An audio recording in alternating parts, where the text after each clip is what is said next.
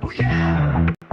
Let's go, Chris is on the mic, dropping knowledge bombs, making things feel right. Kathy's got the scoop, she's a local delight. Ronnie sharing story shining bright tonight. Hey, hey, that's a Jazzy Jazzy in with the funk in the air. Every word's a treasure like a county fair. Dive deep in the cover with the funky flair. Oconee's in the house, we're beyond compare. Get down, let's talk, let's groove, let's get it on. Well, good afternoon into the evening hours. It's a few minutes before the top of the hour at 6 o'clock. Jazzy Jeff, along with Chris Brewing, and our other cast of characters should be here at any moment, we hope. Randy is on his way. Don't worry, I'm still here. Yeah, Don't worry. I figured you Man, could, I love those jams. Yeah, I like that stuff, huh? I can't help it, man. And I've got I'm pretty good at that. Boy, I tell you what, let's talk Oconee. We have PO'd the county, hadn't we? Oh, God, I don't know. I don't know why. And here I am with this plastic tube moon necklace, knowing that I'm going to be doing solid 24 karat gold next year, and I'm just practicing. Well, stay tuned. We're going to talk a little bit about development this evening. We also are going to address in a very respectful way the issue that happened just a couple of days ago with the assassination attempt with President Donald Trump. We're going to talk a little about that, and I'm kind of going to give you a little bit of an opinion of what I think and how I feel about that. So we hope that you'll stay with us. Again, tonight it's county council meeting, and we're looking forward to a barn burner, to say the least. We will check in with that with all the information coming up, but hope that you'll stay with us here. Some news and notes. They have pulled a body from Lake Hartwell. I believe that was either yesterday or today, this morning. That was about 12 to 15 feet back up on Lake Hartwell near the Harts Cove area. And they are going to do an autopsy on the body. It was a male that they pulled from about 12 to 15 feet of water. So that's some of the news headlines that are making things. I gotta get the doorbell. And it's been hot.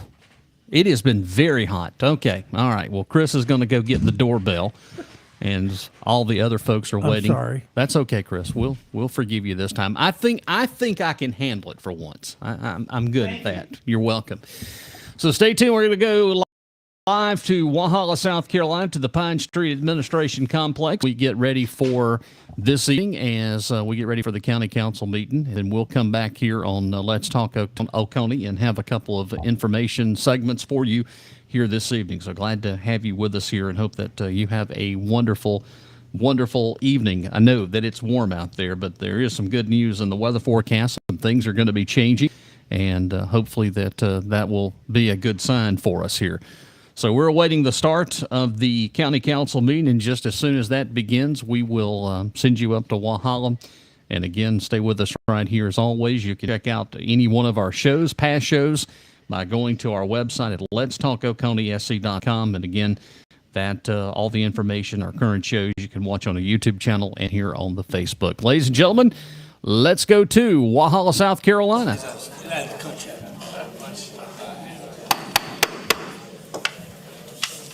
Okay, thank you everyone for coming out. We got a good crowd tonight. The time is 6 p.m., July 16th, 2024. I call to order this regular scheduled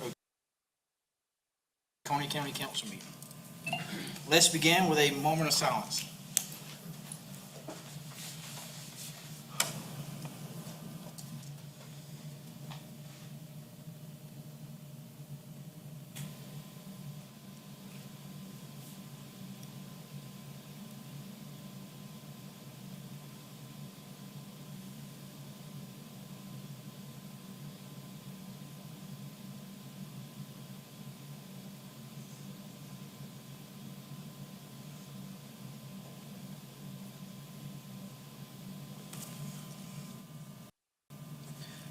David Root, who is visiting with us via the telephone, to lead us in prayer. Yes, sir, absolutely.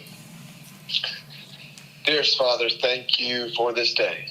Beautiful day. Another day on earth, but not a day that we were promised, so we're grateful for the gift.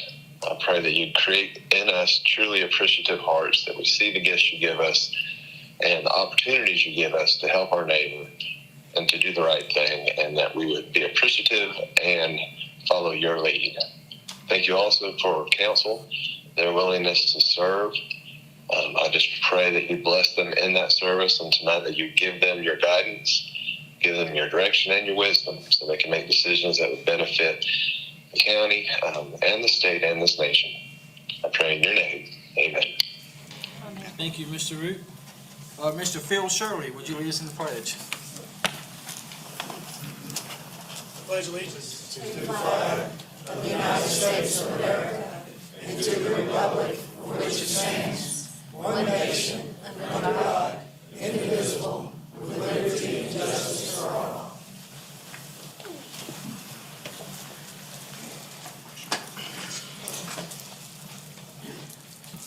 Okay, next item on the agenda is the approval of the June 18th, 2024 regular meeting minutes. So moved. Motion second. Any discussion? Hearing none, all in favor? That is 4A. Unless we have county attorney comments, Mr. David Root. Thank you, Mr. Chairman. The only thing I just wanted to apologize for not being there. I'm still dealing with some ramifications from the Achilles surgery, but it's getting better, and I hope to see y'all soon. But otherwise, I have nothing. Thank you. Thank you, Mr. Root. County administrator comments, Ms. Amanda Brock. Thank you, Mr. Chairman. I too have nothing to share this evening. Ms. Brock, thank you. Next, we have public comment session. We ask that all comments today be relevant to today's agenda or other issues pertaining to county operations and services. As a reminder, you have 5 minutes. I will hold up the yellow 1 minute warning sign when you get to 4 minutes, and when you reach 5 minutes, I will hold up the red stop sign. When you're first approaching, just please, Ms. Jennifer will call your name out, but please state your name again for the record. Catherine Oaks.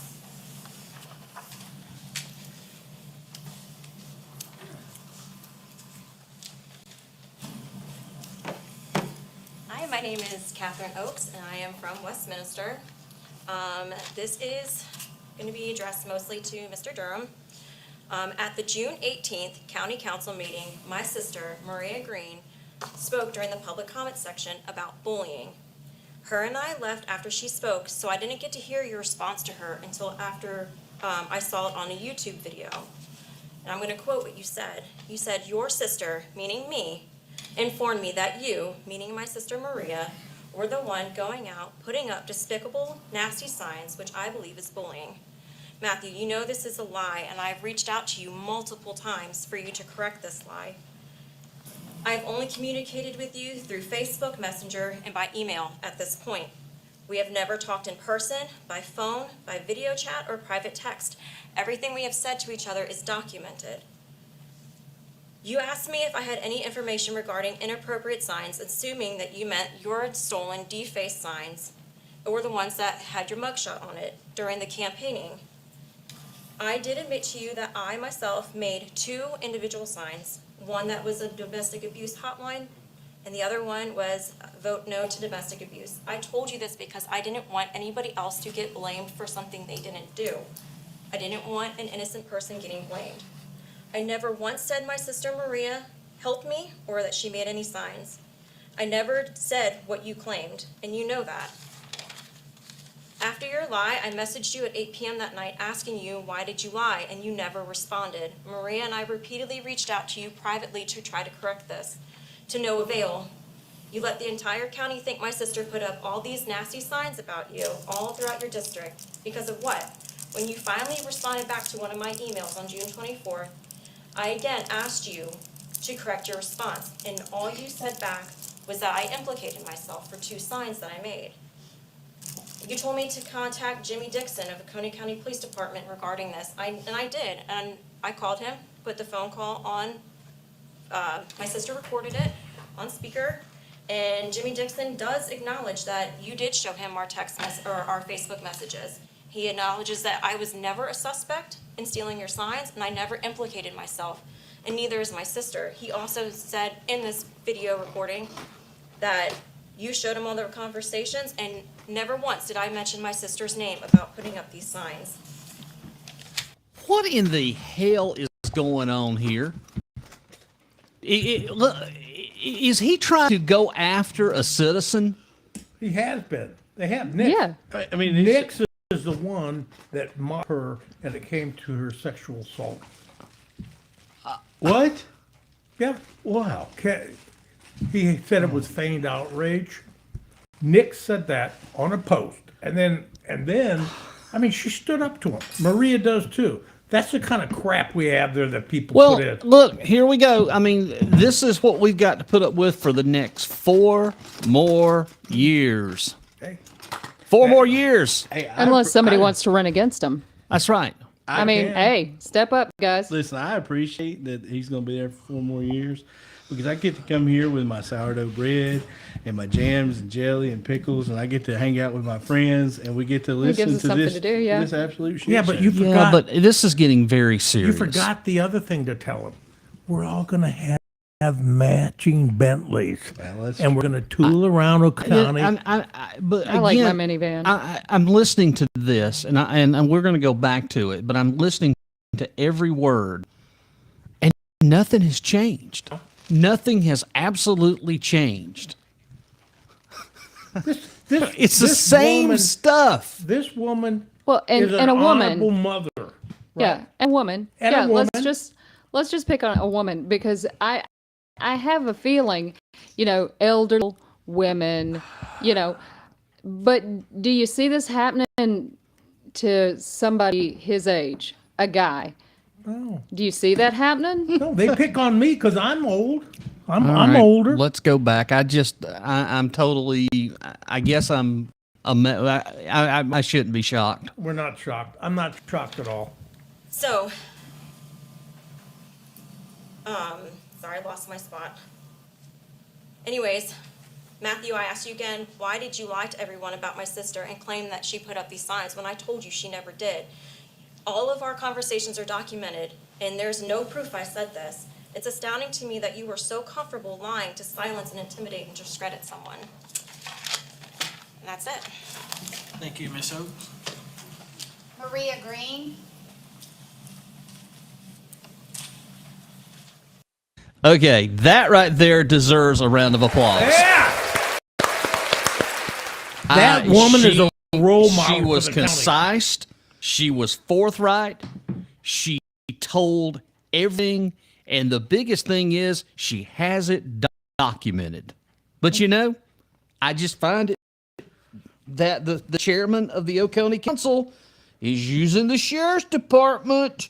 He's dangling Mike Crenshaw on a string. Oh, yeah, definitely. You know what? I don't know. This is serious. Crenshaw, I like Crenshaw. But this is serious, Chris. I agree with it. Agree. It's just Yeah, like I mean, a certain. why should you just be able to walk up there over any little thing like that? I mean, if you don't like a sign with your mugshot on it, maybe you shouldn't have a mugshot. Maybe that should cross your mind. But here's another point. When we're talking about this, we still have that former deputy that's retired that's going claiming that he's works for the sheriff's department, representing himself yeah, as a what's ever deputy. happened with that? Nothing. Nothing? Well, maybe somebody should call a different alphabet agency and see about that. Hey, nothing. Zero. Already done it. Nothing. Nothing's going to be governor? done. No, what's the governor going to do? Nothing. I don't know. The governor's not going to do a thing. Does he even have a badge? Probably. Well, I got one from T-Moon that's worth the But he money. does not have current certification. But not- yet he continues to represent making phone calls that he's with the sheriff's department. Yeah. But anyway, all right, let's continue.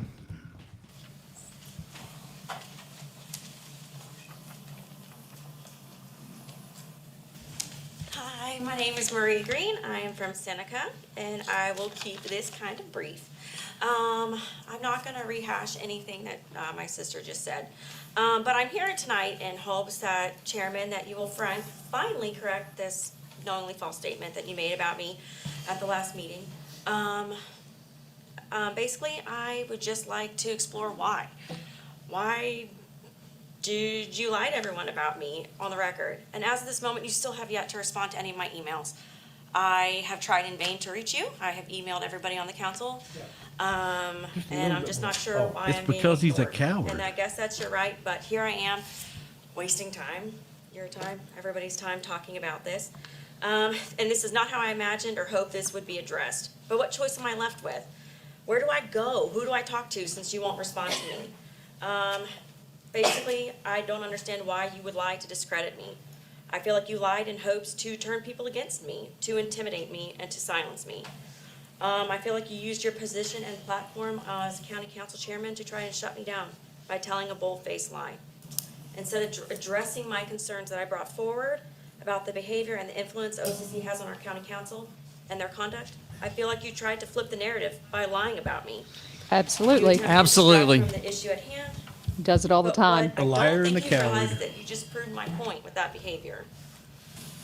Unfortunately, I feel like your conduct is unbecoming of the position that you hold on county council. And To it me, always it's has abhorrent been. that our county council chairman will not hold himself accountable for his own deliberate actions. I think that our county deserves better. But then blame everybody else. Call your wife a liar, but blame everybody else for your ill will gain. Well, he likes calling women liars. This is not the first time. No, it's not the first time. It won't be the last time. I mean, if it's not clear that this is a chauvinistic pig, I'm gonna call it as I see it, an egotistical, narcissistic, sociopathic bastard. That's the best that I can describe Chairman Matt Durham, right? I mean, am I right? Am I wrong? Tell me I'm wrong. Well, I only want to know who he works for. This is well, we know who he works for. He works for Duke. So who and what the hell they gonna do about it? He works for the county as well. He works He's an for the elected county. official. He works so for the he company. works But he for was- He's us. the public face of Duke for the county. But he was reelected. Yeah, absolutely. Not by me. Well, not because I couldn't vote for him. The point of it is, He is a director of the soul of District 2. Period. that I agree. That is well put Not together. my soul. No, but generally, for the most part, that is the soul. This is what these people that was a soul 1,200 people out of 15,000, y'all. That so no one just, came to just vote. so you know. Okay. We need better, and I don't feel like, I feel like this needs to be shut down. This is abusive behavior. Anyways, my only hope now She said it. It is abusive behavior. She She said just said it. We're, intimidation and abuse. Yeah. Sounds to me like a hate crime violation at the federal level. Well, I mean, he's been indicted for abuse, and now another woman is coming forward and accusing him of abuse. Well, they're verbally abusive. Right. Do you think that can become physical, maybe?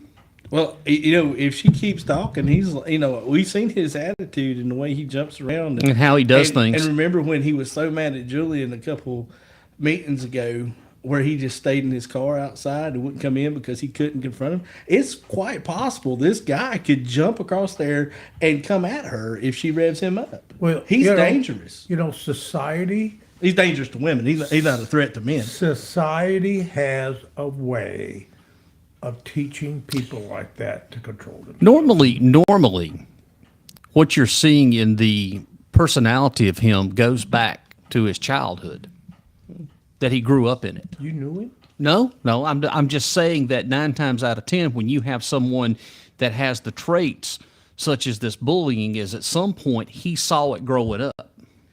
Well, you know, You did too. You didn't turn out like that. No, because I was not stupid. well, but the thing is he's shown these tendencies in the last 8 months, not in the last 30 years. Well, no. So I mean, he is Ever since, active. wait a minute, whoa. Ever since he started hanging around in 2020, when he was trying to get the nod to run, and then Wayne McCall stepped in, he's been like this. Haven't seen Wayne in any of this lately. Have you? He's still hanging out up at his office, and you know, when I go back forth to Salem doing stuff, I mean, I've heard and seen him. I mean, he was the one that gave the certain former deputy the telephone number, former owner of the radio station, to call, and Oh. that's how I know all about that. I mean, the former owner actually got in touch with me and said, "Do you know this is going on?" I said, "Yes." Daylo. I said, "Yes, I knew it was going on." I'm disappointed because I thought we had an agreement. We Did we don't- have an agreement? Well, yeah, well, I don't have an agreement. No, I- I- I- but we did though. Well, Remember? for about what, 3 months, and then after 3 months, when our names showed up out of his mouth again, it was over. Right? Why is that? Why won't people be on? There is no such thing. You know, I see this getting worse and worse, and it just proves the point of everything for the last 2 years that we have sit here collectively. It's happening right before our eyes. Whether people choose not to believe it, it is happening.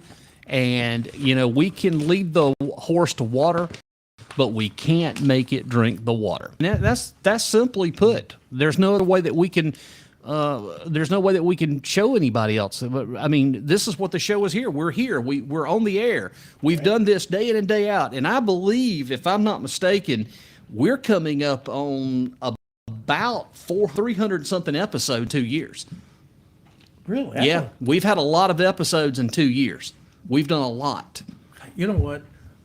So many episodes. And you know, doggone it, people like us. It's so hard to think back on that and all the things we put together. Do you remember the very first show that we set in All the August scenarios. and in the old studio and we done collectively? Yeah. You realize that nothing has really changed in those 2 years, that we're still sitting here talking about the same exact The same thing. people and the same problems. The same people, the same problems, from not only development to the lack of funding for infrastructure, for development standards. Nothing's changed with the changed. state Nothing's either. changed. Nothing's changed with the state either. Do you remember when they accused us of marking up their signs? Yes. And I came in with the Purge music, with that giant marker. Randy, I that? remember. Yeah. God, that was incredible. We got to show that again. Let's go ahead and keep listening and see what she has Yeah, to say. she's making some great points. Well, let me address this. Jeff, you know I appreciate you and your community efforts and not to cast stones, but I don't think your description of Durham is very Christ-like. This has nothing to do with Christ. This has absolutely nothing to do with Christ. But why does everybody want to make him Christ-like? I know. You're the probably furthest right about his personality, but I don't believe you need to use such profane words to describe him. I hope you'll take this in stride and realize if I ever get out of line, you need to call me out. There's nothing to call out here. Who's just said that? I'm going to leave it alone. It's a friend. But there's nothing profane here. He is a narcissistic, sociopathic bastard. Mm-hmm. There's nothing profane. I'm calling it as I see it. Well, and the thing of it is the truth. Why, We have why do we someone- have to softly walk around people who are abusive to other people? Why are people afraid of We're this guy? seeing an abuse of power right here. Why do we have to play nice? Why does everybody have to play nice? That's how we wind up with these kind of people pushing everybody around and controlling everything. That's why we don't have nice people in government. I could sit down and shut up and quit saying anything, and we could take the show off the air. And there's so many people in that organization that would love to see it, but I've got to tell it like it is. Let me say something. Rush Limbaugh didn't get to where he was at without calling it out. All your Sean Hannity didn't get to where he was at, called it out. Alex Jones. Alan Combs too. Alan Combs, the biggest Democrat supporter. I mean, these talk show hosts call it out, and that's what we do. We're calling it out. It's checks and balance. And I'm sorry if what I say. Let's use Joe Scarter. Well, but all of them. Mitchell Maddow. All I of mean, them. they're not being, We're calling this out nice, as we see it because so they're just many saying other what's people, there. so many other people are so pissed off right now at what's going on. And they don't say the things that we're saying because they're afraid. Because They're guess afraid. what? They get attacked. I mean, look at what she said. Listen to what she's saying. She and her sister were verbally attacked. I mean, Would you remember? They are verbally attacked, these people. And Yeah. sometimes the Lord, if you want to put it Christ-like, sometimes the Lord lays it on your heart to stand up for yourself. There is nowhere in the Bible that it says to be a doormat. You show me chapter and verse, and then we'll talk. I mean, I'm sorry. No, you're right. Can I say one thing? Yeah, go ahead. Then we need to get back to this. I just want to address what your friend said. I understand what he's saying, and he could talk about that. But let me just remind him, they used this guy named Perry Smith. This Perry Smith posted and called a woman a mother, a whore, on the Journal. Now, anybody in this community, they want to talk about this, not Christ-like and all that. Why don't you think about your wife or your daughter or your sister and them calling them a whore, and you want to lecture us? That's bullshit. Well, there you go, Chris. Thank you. My is that the pleasure. people of Oconee see this for what it is, an abuse of power. Chairman, I really wish that you would address me at some point and tell me why you would lie about that. Anyway, so tonight, I hope that you uphold your oath that you took and be the leader that you swore that you would be by finally correcting your knowingly false statement. Thanks. Ted Bisterfield.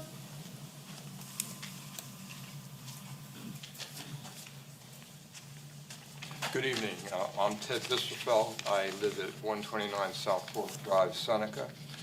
I'm here to urge your approval of the proposed ordinance number 18 as it would apply to the county. We think it will be very beneficial to everyone. Thank you. Thank you, sir. Catherine Bryant.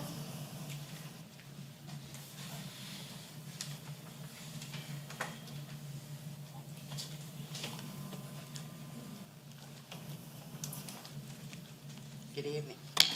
I'm here to probably just look for some guidance. We live in Heritage Farm subdivision off Old Station Road, West Union mailing address, and we have a chronic inconsistent water pressure.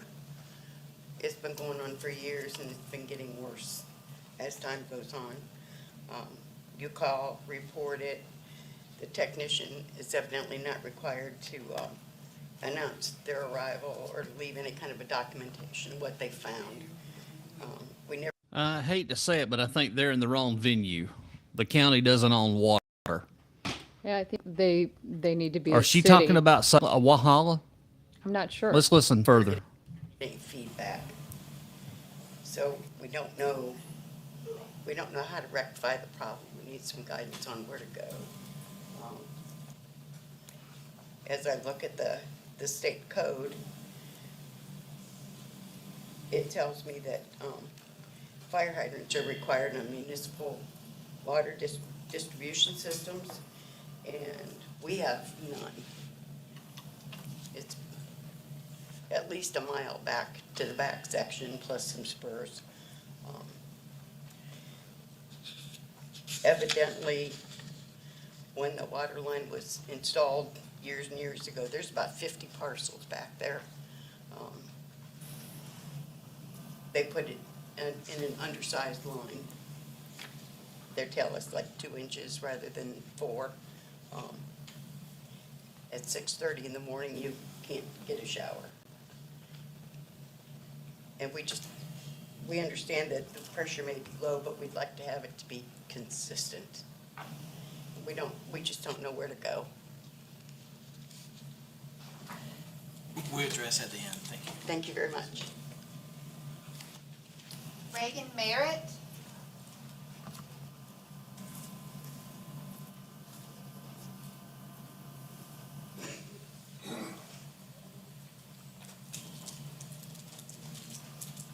Hello, I'm Regina Merritt, and I live on Colony Lane. I'm a neighbor to this lady who just stepped down, Catherine Bryant, and I have the same problem. I have no water in the mornings until about 9 or 10 o'clock. It's just sometimes it's nothing. Sunday was nothing till about 10 or 11. That's the way it goes, and then afternoons, I've got no water pressure. So I had it checked Saturday at 2:15, it was 10, and I'm having a problem with that. I've been there for 35 years, and I just need help, something to be done. Thank you. Thank you, Ms. Merritt. Harry Smith.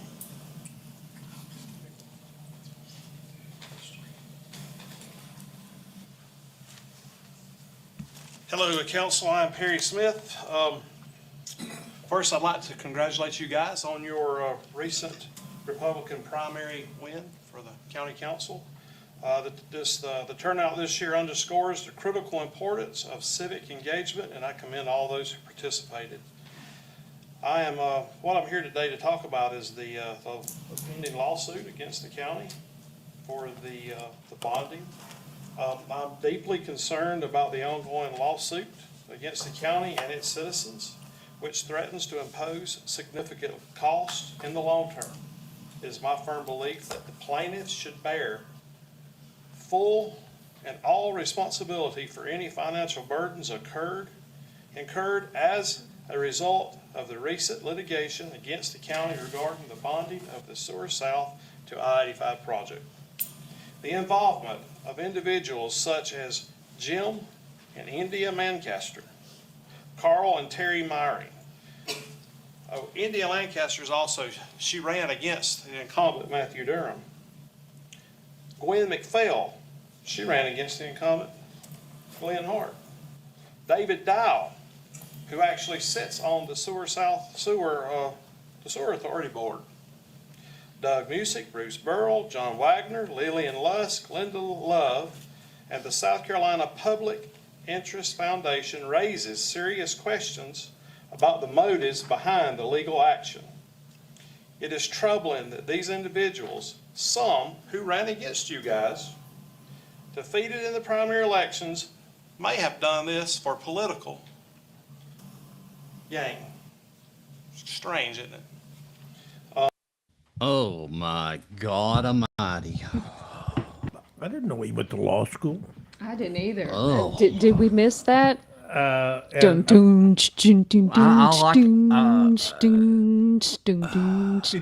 he say India Man? No, he said Oh, India my Lancaster. God. Well, I'm just really happy that he has a clean. I mean, that's the first time we've ever, Collared and a pair of shirt pants on, not dirty. He looks like an engineer. Maybe he's retired now and he don't have to, I don't know. We got another year of this, boys and girls. I can't. I Wait, what? What? I like it. What do you mean? Let's go. Tell me what it is. Happened when we're in our new studio on top of Mountain Road. I am just. Look at the comments. And he'll be down there yelling up at us. I let that Chris Broom make the band. Candace says I didn't know he could read. Shit, I He could what do you mean? Can he read? Lord, did you hear what he said? Morgan says he really thinks he's doing something. But hold on, guys. Here's the thing. This is actually going to work out for us.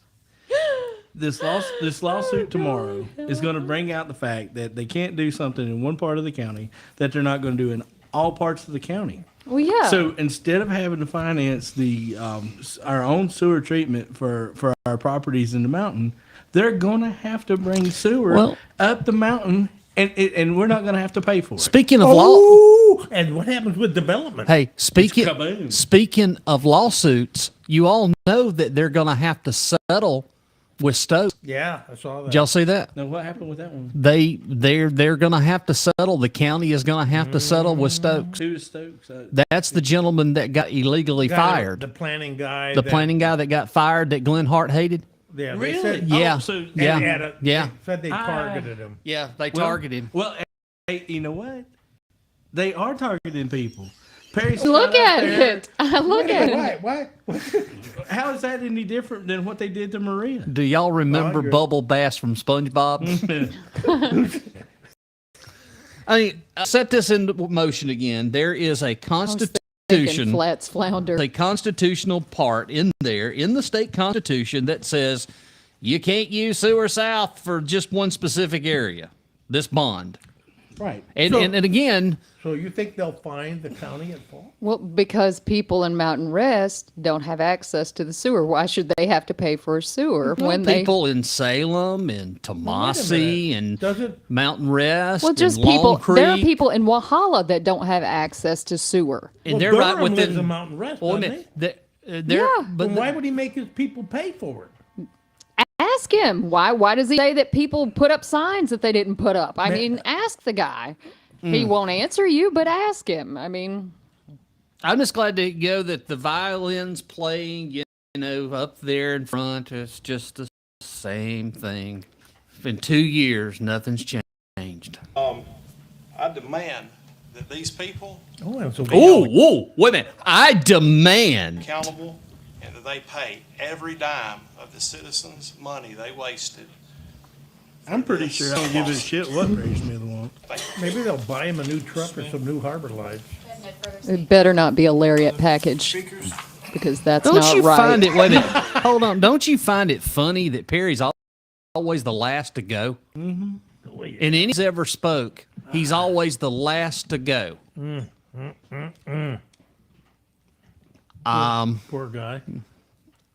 He must know somebody on county council. I encourage everybody to come Well, hold on. tomorrow to the courthouse at 2. Yeah. The thing about it is, Jim is encouraging everybody to come to the courthouse at 2:30 right now. But the reason the reason that goes last is if he didn't go last, you turn me off. If he didn't go last, everybody that went after him would have been saying out loud, "Are you shitting me? He said that." Well, are they saying it in there? I wish we had I wish we dangle him up. Mr. Mayor, He's out of order. Who said next we that? have council member I'm comment. going to go back. What are they going to do? Money they wasted Hold on. We're going to go back. for Instant this. replay. We got to turn that on instant replay. Okay. All right, here we go. Partisan. Listen. Further speakers. Further speakers? I encourage everybody to come tomorrow to the courthouse at 2 p.m. Whoa! Next we have council Oh, member God, I comment. can't take it. I can't Well, take you know, here's the other thing. it. I'm driving up there in my Quick Bentley. thing. We do the people's business. We don't do our business, we do your business. Wrong. Use your Wrongo. And so we need feedback. Well, he so we make does. the decisions. He does the people's Y'all. business. The rest of Thank them you for don't. coming out. But the thing is, he didn't call Perry out for his partisan Any other politics. No. Matt did not call Perry out for his partisan politics. Why would he? Again. He won't. Again, but then he called Jim down for saying something about coming to the courthouse. Yeah. I mean, but why? He's out of order. Why would Matt do that? I mean, Matt's not going to do that. Why would he obey the rules again? Why would he expect somebody to Jim obey was just rules? doing a community service. I mean, it was very important community service. I I'd didn't hurt even his know it was going to be at feelings. 2:30.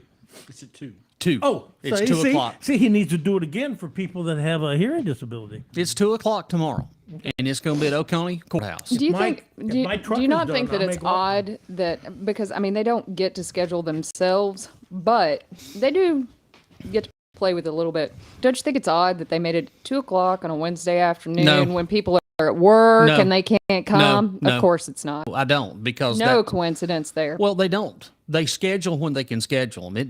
That doesn't have anything to do with it. I mean, you can't schedule a trial at 4:30 in the afternoon. They don't. Oh, somebody's calling the tip line. Was that the hotline? It's a hotline. Okay, here we go. Miss Bryant and Miss Merritt, I don't know where y'all, if you could please make sure your number gets to Miss Jennifer here. And that's a city issue, but I'll help you get to the right people and I'll help advocate on your behalf. But please make sure your contact information is. I'll help advocate on your behalf. Oh, like he did the gun range? Like Yeah. he's going to run up there and tell everybody, oh, they got to get their water fixed. And he's the Greenway. Yeah. Yeah, he That's stopped right. there. Oh, yeah. I forgot About the Greenway. And- Yeah, they're in. Yeah. It's really And pretty. he was by the way. he was advocating for us when he went to New York. Oh, he advocated well for us. 43 million in what, 20-something years we got to pay back? That's a real, that is saving Oconee County tons of money, y'all. But yet, no one in this county wants development. More on that later. Before you leave. As far as Miss Oates and Miss Green, Miss Green, I suppose, I had conversations with, I had conversations with your sister, and, I've definitely seen the vile rhetoric that both of y'all have online. And, one of the comments was, in respect to the signs, was, "Ha from you, Miss Green. I know who put them up too. This makes me giggle so much." So I apologize for assuming that you're the one who put them up. But I have seen the vile rhetoric come from both of y'all, so it's kind of, amusing. You said it on social media. I got the Oh, screenshot. who's saying that? It's They're getting into when it. You guys come out and speak about bullying when the vile rhetoric that y'all put out is just disgusting. And we've seen what that kind of rhetoric can lead to at the national level. And we also see it now at the local level. It just trickles down. Really? there's a group of y'all, and I'm not saying you're the ones who do it, but there's a group of y'all congregate together, and it goes beyond what you believe. You know, is it's freedom of middle school speech board. unless he doesn't like it. It's freedom of speech unless they don't like it. And it's freedom of speech as long as it's the big ogre that was speaking right Oompa there. Loompa. Oh, Yeah, the one that called the mother guy. a whore. It's the guy that can follow the elderly folks around after their meetings, after they speak at council meetings, and run people out of the road. It's the people that can knock down the mailboxes after And they come to the incite council violence. meetings. It's the ones that can vaguely do death threats and that kind of thing, and nothing happens. Anti-Semitism. And anti-Semitic slurs. It's people that can do the little feigned racist remarks and the sexist remarks and homophobic things. But just remember, but she's vile because her opinions don't align with his. the devil made him do it. And the devil made him do it. So just remember that, folks. Just remember that. This Where's is that your from? guy. This is your guy. This is who you elected. Exactly. This is who you elected. Thanks a lot, guys. No, this is Thanks. it. This is who you elected. This is going to give 4 more years of Let's Talk Oconee right here. And why? Because he said the dirty word. He's conservative or whatever. Yeah, and I'm an did he really? astronaut. I'm an astronaut. Yeah. David Nix admitted that they used the guy that's got that new shirt on to intimidate people. He admitted it in a post, Jeff. Yeah. Because I Think call about that. What are we in, like a middle? vile rhetoric. Candace, right on. Yeah, he has the most vile things on his campaign page and allows it to stay there. His people say the most vile, disgusting things about the LGBTQ community. They may say the most vile things about people who are Democrats, people who are liberals, anyone who does not fall lockstep what he thinks. But they're doing it in the name of Christian. They're God. They're Christ-like. That is nothing like Jesus. That is nothing like Jesus. But you understand the point that I'm making. Sorry. Not sorry. That they preach. They preach Yeah, that Christian nationalism is a disease, and it is nothing like Christianity, and it is nothing like Jesus. That is the hill I will die on. All I'm saying is the woman at the well never said Jesus beat her. That's all I'm saying. That's true. And let me say one thing. What these guys do, and what Durham says, is clearly against Duke Energy employee policy. So all you Duke leaders out there that I know are listening in here, that man right there is damaging your brand every single day. But here's the problem. At what point Duke Power doesn't give a damn? They'll have to tell. Well, at what point you I have don't to know. ask is Duke promoting this type of behavior? that's- Are they fostering an environment? What's going to happen if the New York a bunch Times of white wants- nationalists out there? What if the New Is York that what they're Times wants to doing? write an article asking Can him? I tell you? Probably absolutely nothing. There I you mean, go. I could sit here and look you in the face and tell you that, it would be over and over, but I'm beginning to learn a pattern that people don't give a damn. Had people cared enough, then there would come out and they would have voted. It goes back. Election has don't consequences, and they don't care. You're absolutely right. They'd rather sit behind the keyboard and play warrior instead of getting out to the polls. Because even if you go back to 2022, when my election, we had more people show up that election than we did this past one. Yeah. People don't care anymore. They're tired. They feel like their vote doesn't matter anymore. So instead of lining up the streets, it doesn't. and vote, Their vote doesn't matter because they do all these polls and they ask people what they want, and then our legislature will do the exact opposite of what people tell them that they want. So their vote doesn't matter. We elect these people, or we have these people, and they go uncontested. They serve 20 years in the same seat, and no one runs against them. And then they send out these things, and they say, they do all these polls, and they ask people, and 70% of people will say, I don't want this. And they do it anyway. well, you're exactly right. And you also elect someone that's never voted. That has no rhyme or reason being in Columbia. to represent Oconee County. He has no rhyme or reason. Never registered, but never voted. All right, here we go. Back to county council. To criminal activity. The signs was criminal activity. The vandalizing on my personal property at my home, which I've never made a public statement about, that your group of individuals brag about online, that's criminal activity. The taking photos of my home and putting them online may not be criminal, but it's definitely intended to It's not intimidate criminal to me put up and a my sign. family. So right now, I can put up a sign of anything, that's- anytime, that's any all I'm place, gonna say. anywhere, ever. it's your group of people.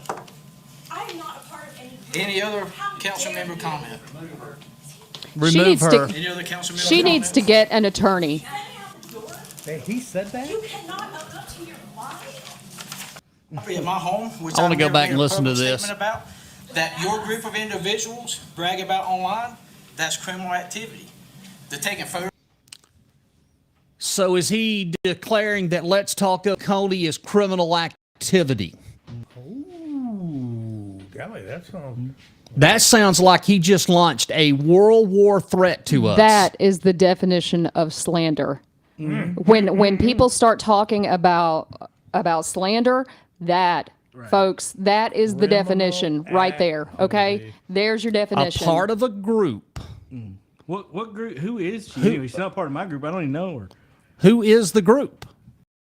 Come on, Matthew. Tell the group is. Damn dirty Democrats. Oh, You God. can't blame that on a Democrat. Hold on a second. Hold on a second. Somewhere in this meeting, he's going to say something like, "Is you is or is you not my constituent?" Possible. Online may not be criminal, but it's definitely intended to intimidate me and Yeah, intimidate. I like that, intimidate. Intimidate. Oh, my God. I've got 5 police reports of these guys. They wrote an article. They were quoted in the Journal newspaper inciting and violence against me. And I do want to make sure everybody understands, I'm not impersonating a police officer. This is a T-Move badge. Thank you. I am totally blown away. I'm not. Oh, I am. Oh, God, these guys. man. This is par for course. I'm just surprised. Randy, wait, you're not surprised. I'm just surprised that they're not wearing matching He's the armbands victim. right now. That's exactly Oh, right. God. Why don't they- He is the victim. Why don't they wear bed sheets? Well, I mean, they might as well. Well, I'm saying right now, I don't understand why they're not wearing armbands that would distinguish their group Again, from any other group. again, he's a victim. He's a victim again, y'all. Poor buddy. He's a victim. Is he? He should ask his brother-in-law. Well, what we don't need is victims in office. No. We need leaders, not cowards and victims. Victim. There is an understatement of the day. Victim. What is a victim? So Matt Durham claims that he is a victim from bullying. He's being bullied by 2 women by 2 women, I might add. that he's Of course never it'd be met women. in person because of something he thinks they said online, because they ask him questions because he is a public official. I mean, he tried blaming all that shit on me too. I wasn't even in town. No, he Oh, I tried. remember Remember that. the deputies came up there looking for you. I mean, it blows me away that we give the sheriff's department all this money, and yet now there appears the perception of the reality here is it appears that the sheriff's department is at the beck and call of the chairman of Oconee County. Do you remember the size of This my just yard? gets- this just gets worse and worse. There are whole people missing, That and may our tax dollars are wasted because this putz is worried about a sign that hurt his feelings. Well, I mean, there's notebooks missing too. Yeah, there were SLED investigations, and there are whole human beings missing in this county. I'm sorry. I bet you. Wait a minute. I'm let me just. so over it and don't care. And you know, just November is not here yet, so people can run for sheriff too if they want to. Nobody cares. Nobody's willing to step up. Just remember that, you know, folks. These things are not done until the fat lady sings. It ain't November yet. I mean, they think they got it all hemmed up. but it's going to take somebody to come out of the woods and be Well, willing. if they but keep we'll- acting like this, it's not going to be as hard to find somebody to come out the But woods. Kathy, now, is it? Kathy, it's going to take somebody that's willing to be attacked at all hours. The family's going to be attacked, and unfortunately, I don't see anybody Yeah, well, willing not to take the everybody's going cross. to put up with it. But who is stepping forward? Right now's the time. This is July 16th. The election is November. If somebody's going to stand up and start running, they better announce now, because you can't announce in August or September and expect to be able to put a campaign, because these people are going to try to destroy anybody. Even if they farted loudly in public, they're going to be there to tell them, oh, look, he farted loudly. That's bad news. No, I'm serious. I just turned my microphone. Time is time. If people are going to stand up and willing to take the cross and run with it, they better do it now. Well, and you know, that's kind of what's happening with Jazzy Acres. I mean, we're just going to have to beat them with their own, with inside the confines of their Well, own we're rules. going to talk a little bit about Jazzy Acres. I want to finish this here. In my family. So right now, Why does he always say his family? That's- Nobody's that's all I'm attacked gonna his say. family except him. it's your group of people. It's your group. What group? Any other council member comment? Remove her. Did he say Any other that? council member? Who said that? Was it Don? Who's? Hold on. Brag about online? Sue That's criminal. them. Hold on. Sue They're them. taking photos of my home. Hold on. And putting them online may not be criminal, but it's definitely intended to intimidate me and my family. Hell, I can go to Google Earth and take a picture of your house, for God's sakes. So right Hold now, on, hold on. that's all I'm going to say. That Thank is you. not us. It's your group of people. I am not a part of any group. Any other How council dare member you. comment? I don't know who says that. Perry said it. It sounds like Perry. It's Perry. Any other council member comments? Oh, sure. He likes to bully women. You cannot own up to your wife. Ms. Green. No, do not address me unless you're going to apologize. That is absolutely. Oh, now the deputy's getting Let's up. move on. Let's move How on. sad is If you this? cannot behave, then we will have you removed. Okay, you can actually tell the truth. Look at that deputy. That's Here she Kim. goes. I want to know who it was in the background. Next we move forward to You know, they're out of view, so it could be David Nix too. No, you can public get a little hearing girl. ordinances. Public hearing for the following ordinances.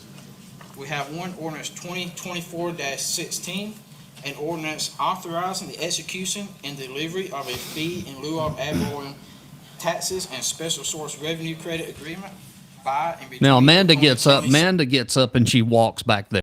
South Carolina, and Sandvik Machining Solutions USA LLC, formerly identified as Project Turn, acting for itself, Yeah, let's all one or know. more current or future affiliates, and other project companies. Somebody needs to collectively FOIA. company. Somebody needs to FOIA that camera over in the corner. If y'all want to do that tomorrow, I think it would be a good idea to FOIA that corner camera as we've done before. FOIA that, because we need to see what's going on in that back corner. I think there's something more going on back there that I think the Providing folks for need a to fee see. in lieu of ad valorem taxes incentive, providing for a special source revenue credit, creating or modifying a joint county industrial and business park between Oconee County and Pickens County so as How to many times have we heard this in the last year?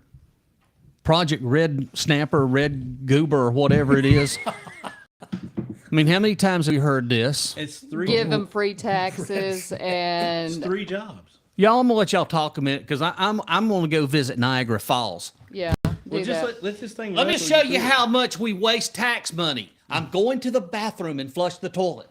Yep. Well, that's okay. I have septic. You don't just run off into the lake. Hey, man. You know what? You elitists don't know what you Hey, have. now wait a minute. Another disclaimer, because you know what they're going to do. This is a TMU badge. I'm not a law enforcement officer. It is a toy badge worth as much as that guy that keeps saying he is. But I'm not, even though this was $6, not the cheap one, $1.99, okay? Hey, you got to try some of these products I brought. But hey, I thing want right you to here check. is You know, awesome. I know we're on the air, but I want people look at this. This is good shit, man. Well, they check can't- that. they can't see No, that. look how You heavy it got- is. They can't see it. He's got the screen turned off. Oh, he can't. Nobody can see it. All right, hit me up. Hit me with one. Oh, that sound of sewer south running through my mind. That felt good. Oh, thank you. Sorry about that. Nature calls. And I really wished I had a wireless microphone because I really wanted you to hear the sound of rushing Niagara Falls. To designate the property, other projects as part of such part and other related matters. I have no speakers. No speakers. No one cares. Thank you. Nope. Ms. Jennifer, I close public hearing on ordinance 2024-16. No one I apologize, I cares. misspoke. We have 2 public hearings. Oh, I need he to back up 'cause misspoke. I needed to read a public comment that wasn't related to public hearing, so I'm gonna read that. Oh, this Lord, time. here we I go. apologize. He can apologize about that, but he can't apologize to the I'm young gonna read lady. this out loud. This says, "I am not able being to a attend the liar. July 16th meeting, but would like to share the below in support of ordinance 2024-18. As a lifelong South Carolinian who moved from Charleston, South Carolina to get away from overdevelopment," that's public hearing. I apologize, but I'm gonna read it. To get away from overdevelopment, this important ordinance establishes minimum lot size and maximum density standards for the control-free districts in Oconee County. It is needed more than ever as our state continues to grow. This overdevelopment will put a damper on our quality of life. This important change will be a major step in helping to preserve the appeal of living in Oconee County by setting lot size and density standards in large new developments. I ask for your support in third and final reading of this important ordinance 2024-18 on Tuesday, July 16th. It says, "Thanks, Dustin Foxworth." Okay, I have one that was meant for. You need to read that public hearing first. I'm gonna. I'll continue. I'm just gonna do what I want because I don't follow any rules anyway. No. This is for public comment. It says, "My name is Jerry Yantis and I live in Seneca. I'm in support of overhead and underground conversions for the South Cove County Park submitted by Parks and Recreation and Tourism. This project will provide significant improvement to the South Cove facilities. The addition of tennis courts and pickleball courts is supported." That's very important. We have to have pickleball courts in Oconee County. It's huge. Naked pickleball. I know. By nearly 340 residents and South Cove visitors who signed a petition stating as such in September It's not 2023. nutritious. Please vote to approve this first step of the project. Fruit, Thank you. man. This one has to be read out loud, but we also, for the South Cove project, received 30 additional emails in support.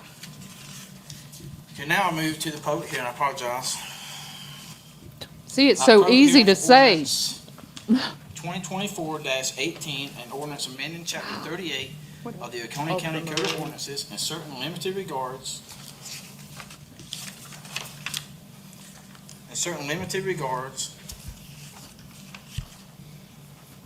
And particulars only regarding the establishment of minimum lot size and maximum lot density provisions for the control-free district and other matters related thereto.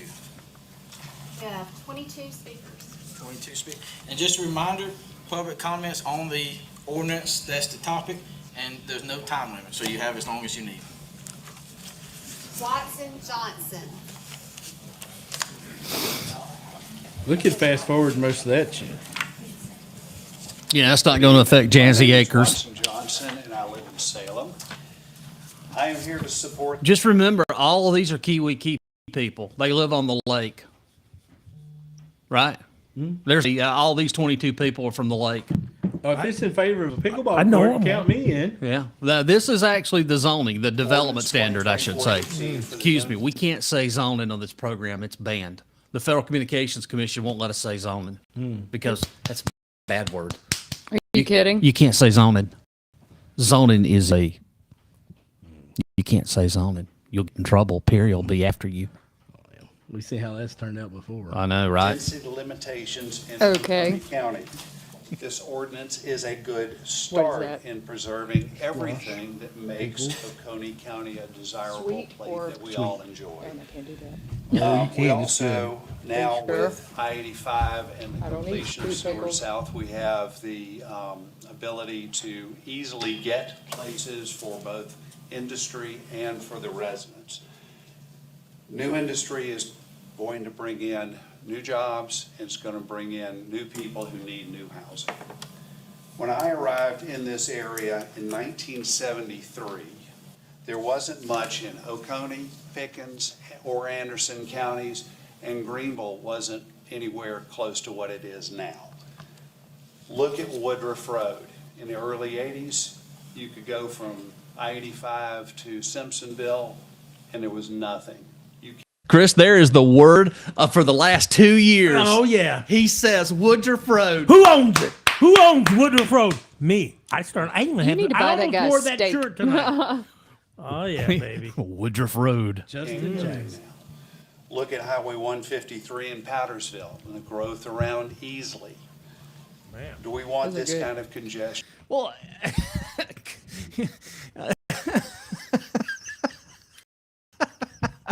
I have but nothing but 20-something years to come up with development standards after everybody come in here and started developing everything, and now all of a sudden we're sitting here, oh my God, they're going to be 2 single-wide trailers. That's right, Jazzy Acres 2025. In Oconee County?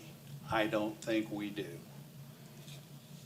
In 1977, when I was a senior, Clemson had, if I remember correctly, 9,260 students.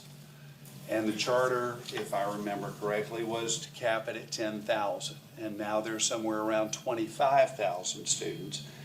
And as I saw your comment, Chairman Durham, in the paper last week about the new housing that is coming behind what we knew as the 123 truck stop or Pa's Diner.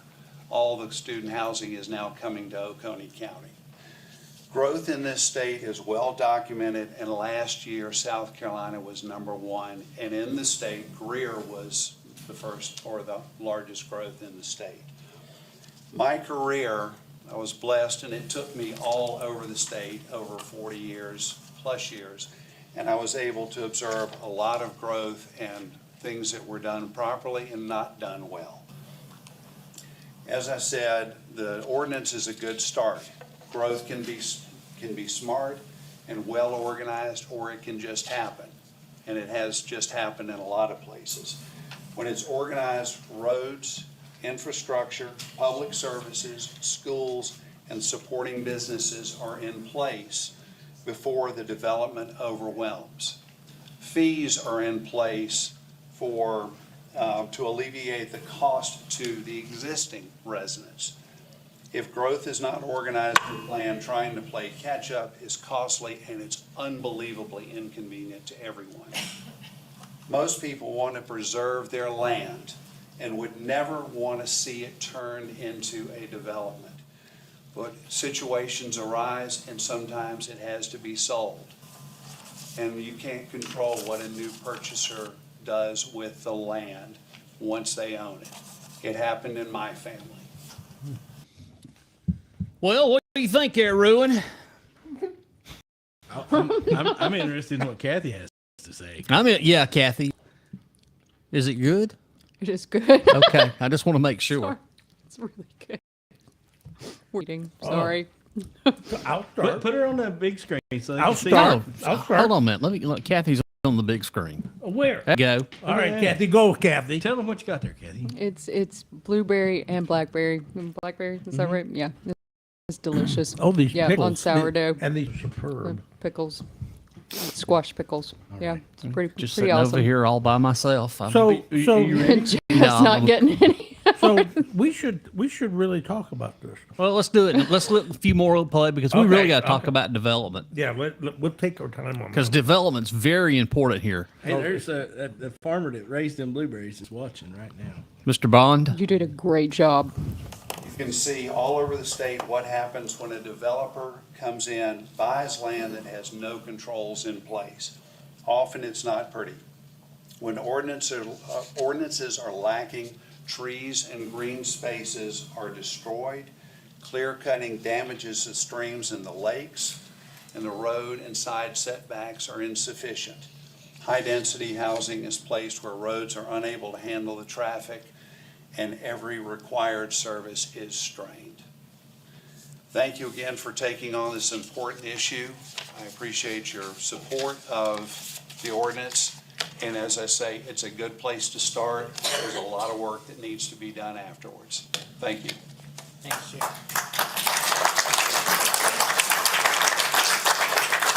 Martha Steele.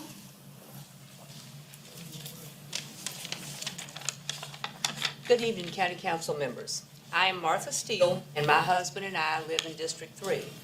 We sincerely thank the Planning Commission and the County Council for their work on these new and very important development standards for setting density and lot size minimums in a plan for smart growth in Oconee County.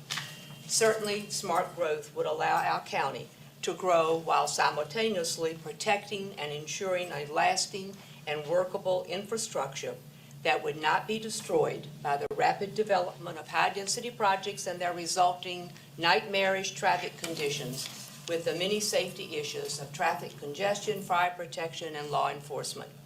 We encourage the County Council to pass the third reading of Ordinance 2024-18 and vote to adopt these new standards. Again, thank you for letting me speak.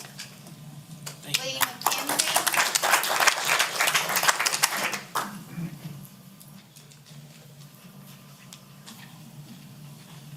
Good evening. I'm Lee McKenzie, District 3. I'm just here to encourage you to vote and pass the 24-18 the reading that we're doing tonight, to protect the beauty of this area and to allow for carefully studied decisions for infrastructure. Projects do not go in before the infrastructure is there to support them. Everything from fire, sewer, schools, and all that's needed. And to make sure that development doesn't affect the beauty of this area. I hiked 9 miles this morning and just thanking for the beauty of this area. And it just grieves me to think that without controlled growth and planned growth, that we would lose this. We have a gem in this north upstate part. And I appreciate you thinking forward and protecting what we have. I just encourage your vote. Thank you.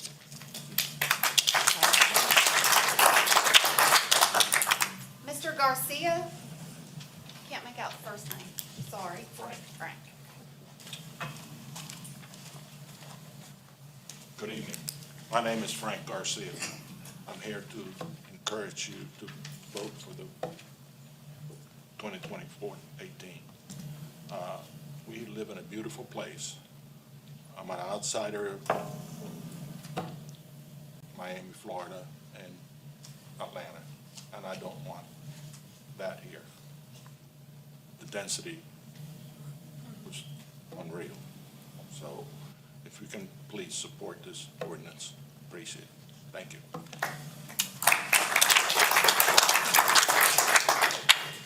I'm going to try this next one. Paul? Last name has a Z in it. That's all I can make out. Paul Z. Or Carl? No? Okay. If we get to the end and you didn't hear your name called, just raise your hand and I'll. And we have handwriting lessons after the Janice Garcia?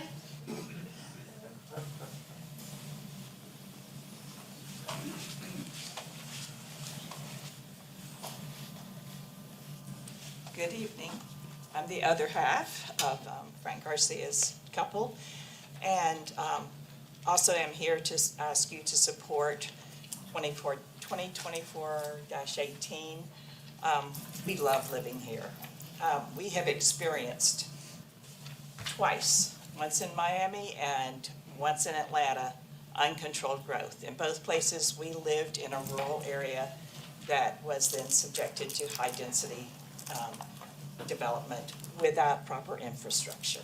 So we hope that you all will pass this, and as the gentleman said at the beginning, it's a great starting place. Thank you.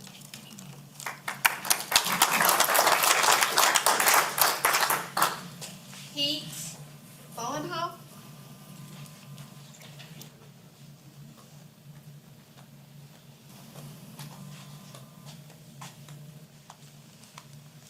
I'm Peter Butenhoff.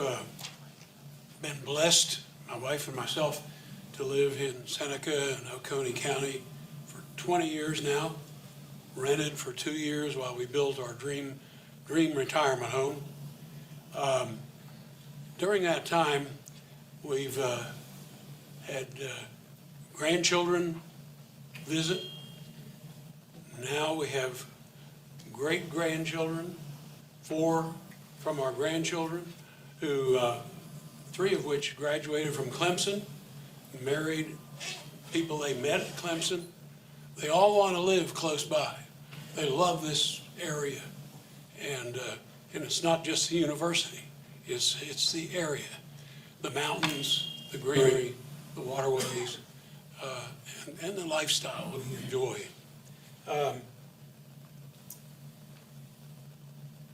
For many years, I led a task of, I was the go-to guy when people had septic problems in our community.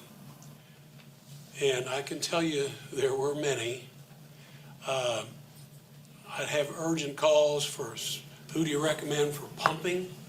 We have sewage backing up into our house in the lower level. And $500-600 later, they could let their company continue to enjoy their home. And sometimes they'd spend thousands of dollars on repairs to faulty drain fields or other issues. I personally experienced that same situation with my drain field, and happy to have it rectified. We're very, very careful about how we treat our septic system and recommend to all of our neighbors that they take good care also. If you're fortunate enough to live on a sewer that gets treated in Seneca or in other ways, you're fortunate. You don't need to worry about a septic system. But what does this have to do with development? It doesn't. He's getting around to, hey, sewer south is not just needed down south. It's needed everywhere in the county. And We need to get rid of septic tanks altogether. Yeah. Yeah. I see it. It's coming. Septic tanks are real shit. Well, see, that's going to be good for us because then I won't have to worry about putting in like 4 trailers for every septic tank system either. I just tap onto the sewer and I'm done. Not only that, we have taxpayers helping pay for all That's that. right. We can get a FIA-LUA agreement. There you go. Housing. We should go down there and ask for that. Because, see, we're going to be providing housing for folks. Critical housing needs. Because remember, none of these houses are that have been going in are affordable housing. but remember all this business that's supposed to be coming in into Oconee, when yet all it is the people that are already existing businesses here are adding more jobs to the existing clientele. We're not bringing new jobs in. We're just adding jobs within the same people that are here in Oconee, renegotiating their deals so they can get free taxes, but you're not bringing anything new in. Remember, the deal was Sewer South. We're going to have all these businesses, and nowhere is the Golden Corners Commerce Park on any of these lists. Yeah, but wait a minute, though. With that business, when they expand it, I thought that these employees that are working there now are getting raises to $40 to $80 an hour. I think you're completely misunderstood on that, Well, that's sir. what Durham said. Well, I mean, but remember, apparently, according to the latest Durham, doesn't tell the truth a lot of times. That's what I heard. That's what I heard. I mean, I just heard that just a few moments ago. Remove Jeff out of here. The health of septic systems. And so I therefore encourage your support for that so we can keep this beautiful corner, Golden Corner, clean and green and truly golden for future generations. Thank you. I hate you. Marla Queen.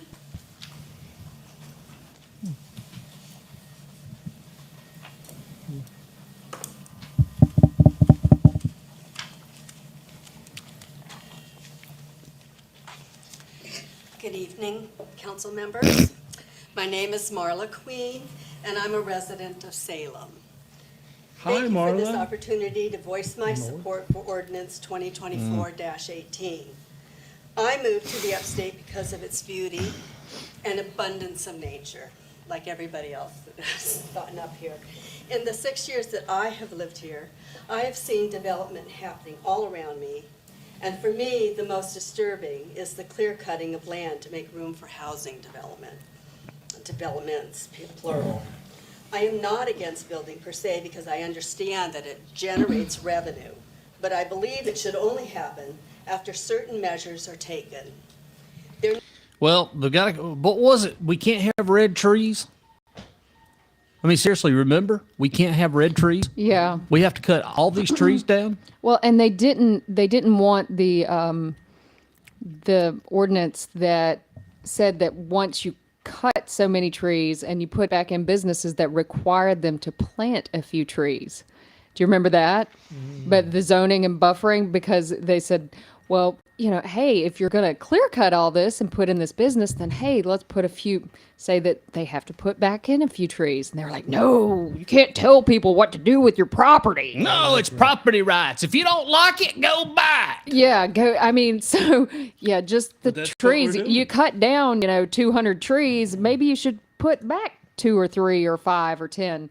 No, we can't tell them what to do. Trees are just so wrong on so many levels. I mean, they just make oxygen for you to breathe. I mean, it's just they just help you breathe and Plant stuff. a tree for your tomorrow. Yeah, yeah. Well, I tell you what, if you go up there to Chattooga Ridge Road and you go from Verner Mill Road all the way out to Vine, Mm-hmm. the tree on either side of the road. No, they cut all of them up there, didn't they, for clear cutting? That's like a 4-mile stretch Yeah. of road that has absolutely no trees. Yeah, You don't need to cut 'em. breathe up there. I mean, just forget it, man. No, I mean, you got enough of weed up there to smell and breathe. You'll be okay. I just wonder how many houses they're going to put up. Well, no, I hear there's going to be tons of them, especially those duplexes up there where they're stacking these shipping containers on top of each other. Yeah, that's the coolest idea. I do. I think that's the greatest idea. 9 high. Mm-hmm. Yeah, minimum 9 high. Yeah. If we can get 10 high, that'll be better. Vision for land use, which includes how much is to be preserved for parks and recreation, and what percentage can be used for housing and business development. There should be a formula for how many trees a building needs. Ordinance 2024-18 aims to slow down and control growth while a vision for Oconee County is formulated and a strategic plan is developed so that we can all continue to enjoy the natural beauty of this place we call home. I do not want to see what has been happening in Clemson with high-density housing to happen here in Oconee County.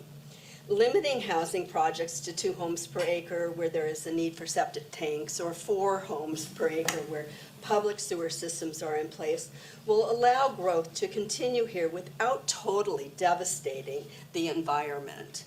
The trees would not have to be clear-cut to fit more houses on each acre lot.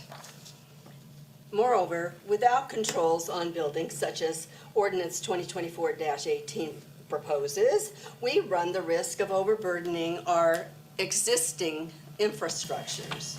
If multiple small houses are built on lots that require septic systems, for instance, the chances of mismanagement and poor maintenance can potentially leak waste into our rivers and lakes and create health problems. And the gentleman right before me was talking about how many there really are out there. Another issue, there has been a noticeable increase in traffic in Clemson, and I'm just using Clemson because it's just so close to us, with many high-rises that have been and continue to be constructed. Steps need to proceed high-density construction in Oconee County to ensure that the aesthetics and safety for our residents are maintained.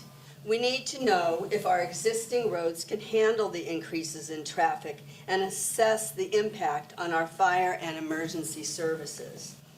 Ordinance 2024-18 will hopefully give Oconee County the time it needs to develop the bigger picture. It appears also to be in line with Oconee County's mission statement that portends, and I quote, to protect our community's heritage, environment, and natural resources in an ever-changing world. Thank you again for this opportunity to add my voice to the support of Ordinance 2024-18. I hope you adopt it. Thank you. Thank you. Mary Beth Geltz.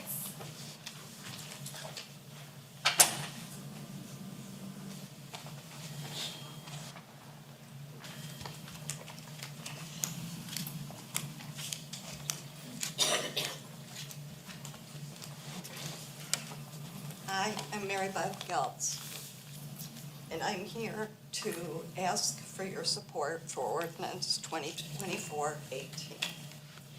When I was young, my grandmother taught me when she was passing on her most treasured recipes that you can always add a little bit more, but you can't take away once you put it in. And so I'm asking you, because I love this county, and I have my little slice of heaven in the woods. This ordinance doesn't halt growth, it just slows it. So we can get the recipe right. Developments can still be built, but we need to take time to make sure that the builders from outside don't come in and destroy the things that we love. The things we love the most about Oconee County. We want to make sure that when we leave it in a good condition for the people who will be here to follow us. We don't want it to have a drain on the fire and the police services and the traffic problems that no one will be happy with. I urge you to pass 2024-18 so you can successfully determine what we need to retain and preserve so that we keep the beauty, the lives, and the lifestyle that we all treasure. Thank you for listening. Larry Bowman.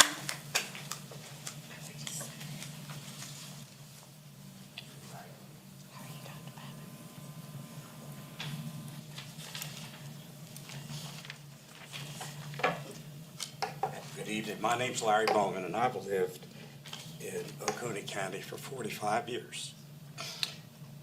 The first 2 years I was in graduate school at Clemson, so I did nothing to contribute to the tax base. And the only time that I ever contributed to the economy was either eating at Cindy's in Seneca, Crane's Jealous Grill in Westminster, or still one of my most favorite, the Walhalla Steakhouse. And like most Clemson students, they are not going to contribute anything to the tax base or very little to the economy. So I then went to medical school and completed my military obligation as a flight surgeon, and then was at Penn State doing a sports medicine orthopedic residency. Came back in '81. The actual population then was about 28,000. Now it's over 80,000 in Oconee County. We had 28 doctors on staff at Oconee. Now we have over 200.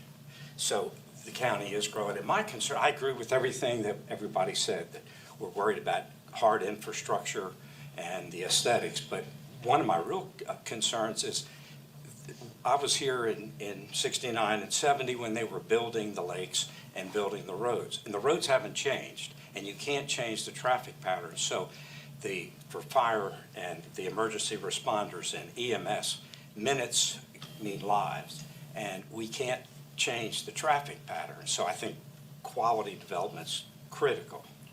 And so I agree with everything that everyone else has said, but just every health worker that I've talked to, every person that's a citizen are in favor of the 2024-18. We appreciate your all's hard work, thoughtfulness, conscientiousness, and urge you to pass it on the third reading. Sir. Kathy Katsudo.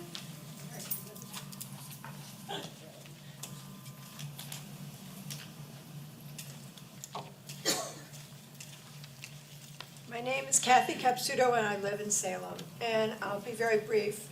I'd like to urge you to support this ordinance of 2024-18. I don't need to repeat everything that's said. I agree with all that has been said already. It's an important thing to be forward-thinking and control the growth that we have. That's all. And thank you for the opportunity to speak. Barb Leonard.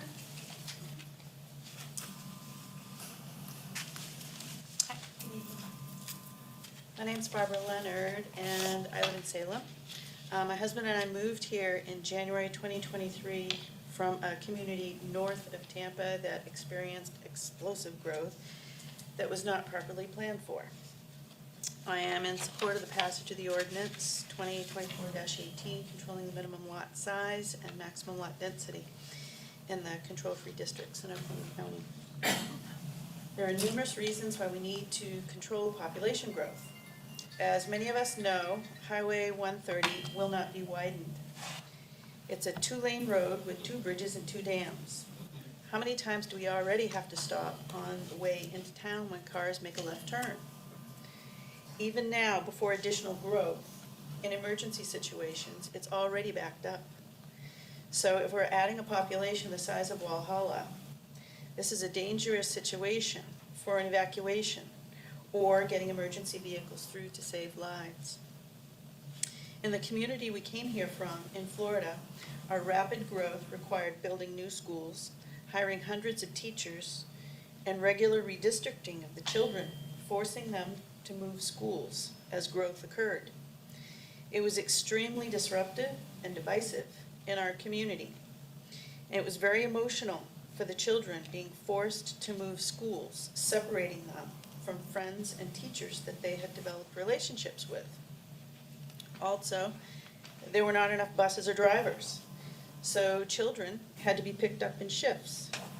This happened for my child with morning pickup shifts for elementary students from 7 a.m. to 10 a.m.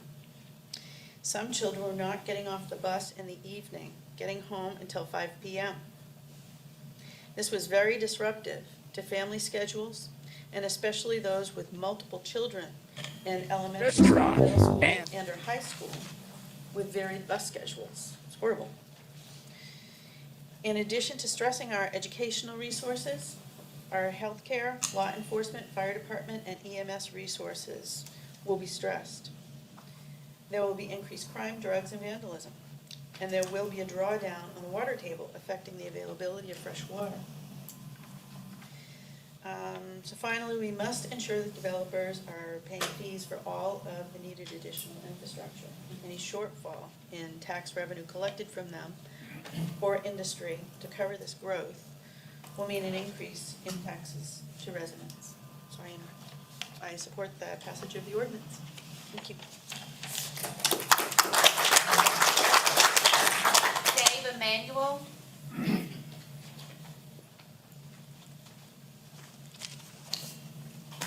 Dave Emanuel, Seneca. I made my thoughts known at the last meeting, and everybody previously has pretty much covered all the ground. Just for the record, I want to bring up section 6-29-27 of the State Code of Laws, which addresses the fact that counties do have the capacity and the authority to make zoning decisions. Okay, let's pay particular attention going forward. This is important. That's been disputed in the past. I've got a copy here of it. I'm sure you know it. Just want to make sure for the record that is state law, that the counties do have the authority to make zoning decisions. Thank you. Now, we all know that's not going to happen. We cannot have zoning in Oconee. That is bad business. But they don't want a moratorium because they might get a lawsuit. A lawsuit? A lawsuit. Well, I'm not sure what why it can't Pickens County hadn't got one yet? There's a moratorium in Pickens County on building. Yeah, they keep doing the moratoriums over and over. I know. Thank you for doing your homework, sir. Listen to them. Do the cheers. Robin?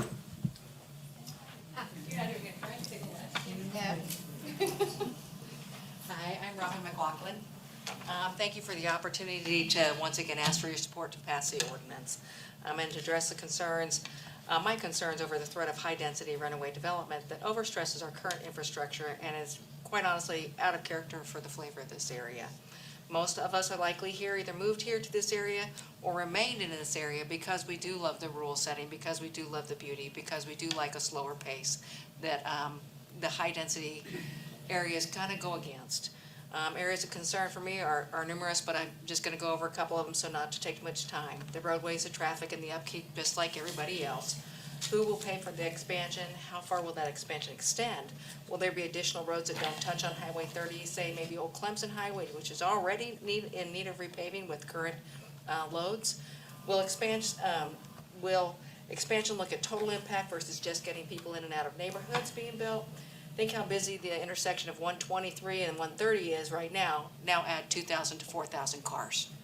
I go up and down 123 every day when I go to work. I work in Seneca. I live up on 130.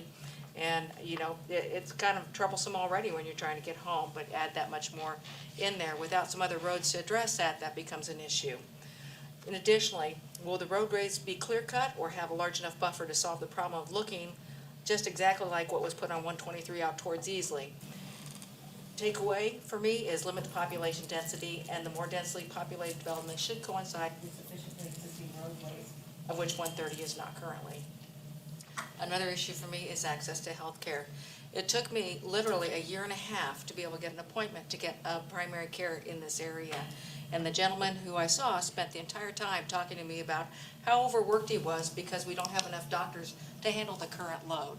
And so that is an issue. And then think about if you need a specialist, you're probably going to be pushing out in this area because we just don't have enough healthcare workers to handle the population we currently have. With specialties, you maybe get one in Greenville, but how well does that work for our elderly population? And on the flip side, how does that work for our younger population who can't afford to take that much time off of work? Again, limit density, that might solve some of that as that infrastructure comes up. Sewage, water runoff, and the impact on the watershed is also an issue for me. The greater amount of surface area covered by impervious surfaces, which is required for building homes, has a greater impact on the watershed. Where are the impact studies? What's the plan for the sewage? Who's going to pay for it? Will there be a special election and tax assessment for sewer to our existing residents, or for those existing residents to pay for sewer to the new developments? Or will it be septic systems, which, when they fail, which is not uncommon, will be a problem? Our last home, the septic failed in the first year. Now, the builder was required to come back and fix it, but it wasn't in a timely manner, and there was runoff. Fortunately, we lived on an acre. So that solved a little bit of that. But we all know old systems fail as well. A lower density will lower that impact and its impact on the environment. That becomes even more important in a watershed. As for affordability of homes, we all know the greater price of the home, the more the developer and the realtors working with them make. Additionally, the more homes crammed into a given amount of space, the more they make. There is no reason for them to self-limit, which is why the county needs to do it. From what I have read, this ordinance does not limit our local landowners. It offers protection to our farmers from large-scale developments popping up against their land. Landowners are still free to use their land. It simply limits out-of-area developers from coming in, lining their pockets with cash, and leaving the area in the wake of destruction to deal with the mess that they made, both financially and figuratively. Thank you for your time. Greg Barlow. Good evening. Thanks for letting me speak. I'm Greg Barlow. I live in Salem. Wife and I have been Oconee County homeowners since 2007. I echo everything that everyone else has said before, and I'm sure you all have already taken this into account. I will say to add that in my military career in the Air Force, we had, courtesy of the Air Force, you move all around. I can give you two exact examples of what you don't want to have happen here. Las Vegas, Nevada in the early 1990s, explosive growth, rollout sizes that went down to 60 by 100, so 6,000 square feet, even smaller after that, crammed in, built up, total mess, lack of infrastructure. High school went to 3 sessions a day to accommodate, because you just can't build out to accommodate the growth that comes in here. Similar occurrence in Northern Virginia in the early 2000s, Prince William County, where we lived, in Loudoun County, Virginia, explosive growth. A lot of developers came in and could offer homes at a lower price point, but you had so many in there, they were making money hand over fist. The counties have not recovered from that yet, and the ability to provide infrastructure and services, and more importantly, the character of the county. And I think that's one of the things that you all are caretakers of, is what we look like. I mean, I don't necessarily think anyone wants us to become an Atlanta, Miami, or anything like that. you guys are here, and I trust in your good judgment that this will end up being passed because you are the caretakers of our future here, and I thank you for what you're doing. Thank you for letting me speak.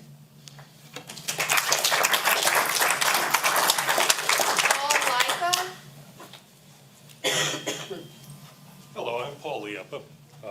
Thank you for having this opportunity. My wife and I have been blessed to be down here for 3 years. We come out of the Northeast, and my experience started here on the roads. I love to drive, and I noticed how courteous drivers were waiting. All right, most of the comments, there's nothing we've so far we've seen that's going to be anything negative about this. I think most people are completely on board for this. I guess the biggest thing is there going to be a vote tonight? And while y'all are discussing that and Rainey is stuffing his face as we speak, I mean, they're still going on. They're still, we do have to, hold on just a second. Hold on just a second. We do need to get in this one. There is somebody else coming back. It's going to be just like the one It before is with going, the squirrels. yep. It's going to be y'all and squirrels. Selfish bastards. It's going to get worse. So hold on a minute. We're going to go ahead and bring. Oh yeah, he come back. He's just wait. Here he comes. Yep. He is going to be a proponent for Jazzy Acres. This is public hearing. Had 22. Does anybody else like to speak? Yep. Yes. Oh. Brace yourself. Here we go. It's beautiful. Make sure you've had. For the record again, I'm Perry Smith. Who gives a shit? I would like to express my gratitude for your steadfast commitment to upholding property rights in Oconee. I knew it! Upholding property rights. The protection of these rights is crucial for our community's prosperity and individual freedoms. Right. Individual For Jazzy Acres. freedoms. We need to make sure people know It's that. disheartening So to don't be witness complaining. continuous efforts kicking me aimed up. at undermining our property rights. That's right. As an American, He can't even say American. I understand the Sounds like he's Russian. fundamental importance of land ownership and the ability to utilize it as I see That's right. That's right. property rights. Amen.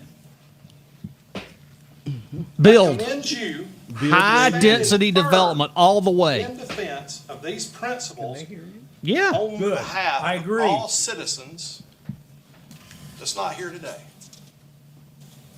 For years, AQD We might hire him for security. Maybe. has consistently Hang on. opposed personal property rights. Yep. Obstructing property owners from selling or developing their land. I agree. Who's AQD? This Advocates for is quality often development. cloaked Good group. under the guise of aesthetic improvements, which I find very misleading. Oh, Granting concessions to such requests not only jeopardizes the rights of individual property owners, but threatens the foundational even rights of every read. citizen in our Fundament? county. fundification? History shows that I think he yielding said fornication. to these demands only invites further encroachments on our property rights. Speak it, Perry. Speak it, We brother. must remain resolute in our stance against these efforts. Hallelujah. Even the smallest concession represents a significant erosion of our property rights. To be a hoarder. Now, That's all it is. how long have I been here? Nobody I was cares. born and raised here. I'm 54 years old. If we had a shut the Whoopty barn freaking door, do. we could have kept these people out 50 years ago. Oh! Citizens, Whoa! Listen to Not here this. today. Just rewind. Instant replay For from years. LTO. AQD I went a little bit has too far. consistently opposed personal property rights. Oh my God. I can't believe this. Did he just Property do that? owners from selling or hope they developing slow us their down. land. Hold on. It's coming. This opposition is often cloaked under the guise of aesthetic improvements. which I find very Just misleading. listen. Granting concessions to such requests not only jeopardizes the rights of individual property owners, but threatens the foundational rights of every citizen in our Fundification. History shows that yielding to these demands only invites further encroachments on our property rights. No We zoning must for you. remain resolute in our stance here we go. against these efforts. Even the smallest concession represents a significant erosion of our property rights. Okay, here we go. Now, how long have I been here? I was born and raised here. I'm 54 years old. If we had a shut the barn door, we could have kept these people out 50 years ago. If we had have done it 50 years ago, they wouldn't be here. But behind me, I got all these people who want to shut down my property rights for their own selfish gain. God, it's so sick, but it's... I guarantee you 95% of the people behind me live in an HOA and are happy to be told what to do. I've heard the word control, slow the growth, zoning, coming from people who live in an HOA who don't mind being told what to do. But guess what? I don't want to be told what to do. My property, I paid for my land, 30 acres in the mountains. I should be able to do with it what I want without some yahoos that ain't even from around here coming here to tell me what I can and can't do. They've been trying to change the rules in this county for years. Oh, bless his heart. If we didn't want this, we should have done, if we didn't want this happening today, if we'd have done this 50 years ago, they would not be here. Because right now, what they're wanting you to do is they're wanting you to stop the future population, people like them, that want to move here. Y'all are going to vote for this. It needs to be killed on the spot. Because what y'all are doing is giving in to people who don't care about the future. They only care about right now and themselves. Every one of these people back here, except for Tom. You wasn't alone, Tom. I don't know. Personal property rights. It's what makes us Americans. It's why so many of people died coming here. To be free, to be able to do what they want.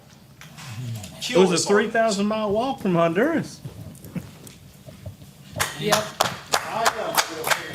Why did you clap? Any other speakers? There was only 2 people that clapped that we could see on camera. Tony Adams, one of them. Hi, my name is Cam Flynn. I live in Seneca. I would say that everybody's personal property rights extend only as far as the next person's personal property rights.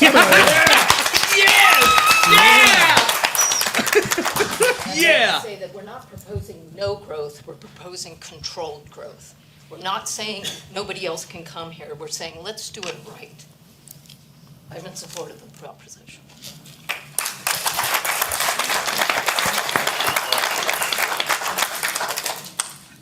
Anyone else would like to speak? Oh, please don't. Okay, so we received, the last tally before the meeting was 64 emails in support of the ordinance. A handful requested that they be read. The rest of the emails will be put on the record. So I'm going to now read the emails that was requested. I'm going to try to fast forward a little bit of this. 4 or 5. Yeah, listening to somebody is bad. 2 residencies per acre if a property on-site wastewater treatment is on the screen in front of you. This is the fee and lieu of everyone. Did they vote? You to stop the future. Houses have been built Should around be us, back the at development. We need to slow and construct and have been full-time residents for over 15 years. There's a need to take steps. 2024-18. Thank you. That's all. So unless anyone else would like to speak, I'll now close public hearing on ordinance 2024-18. Okay,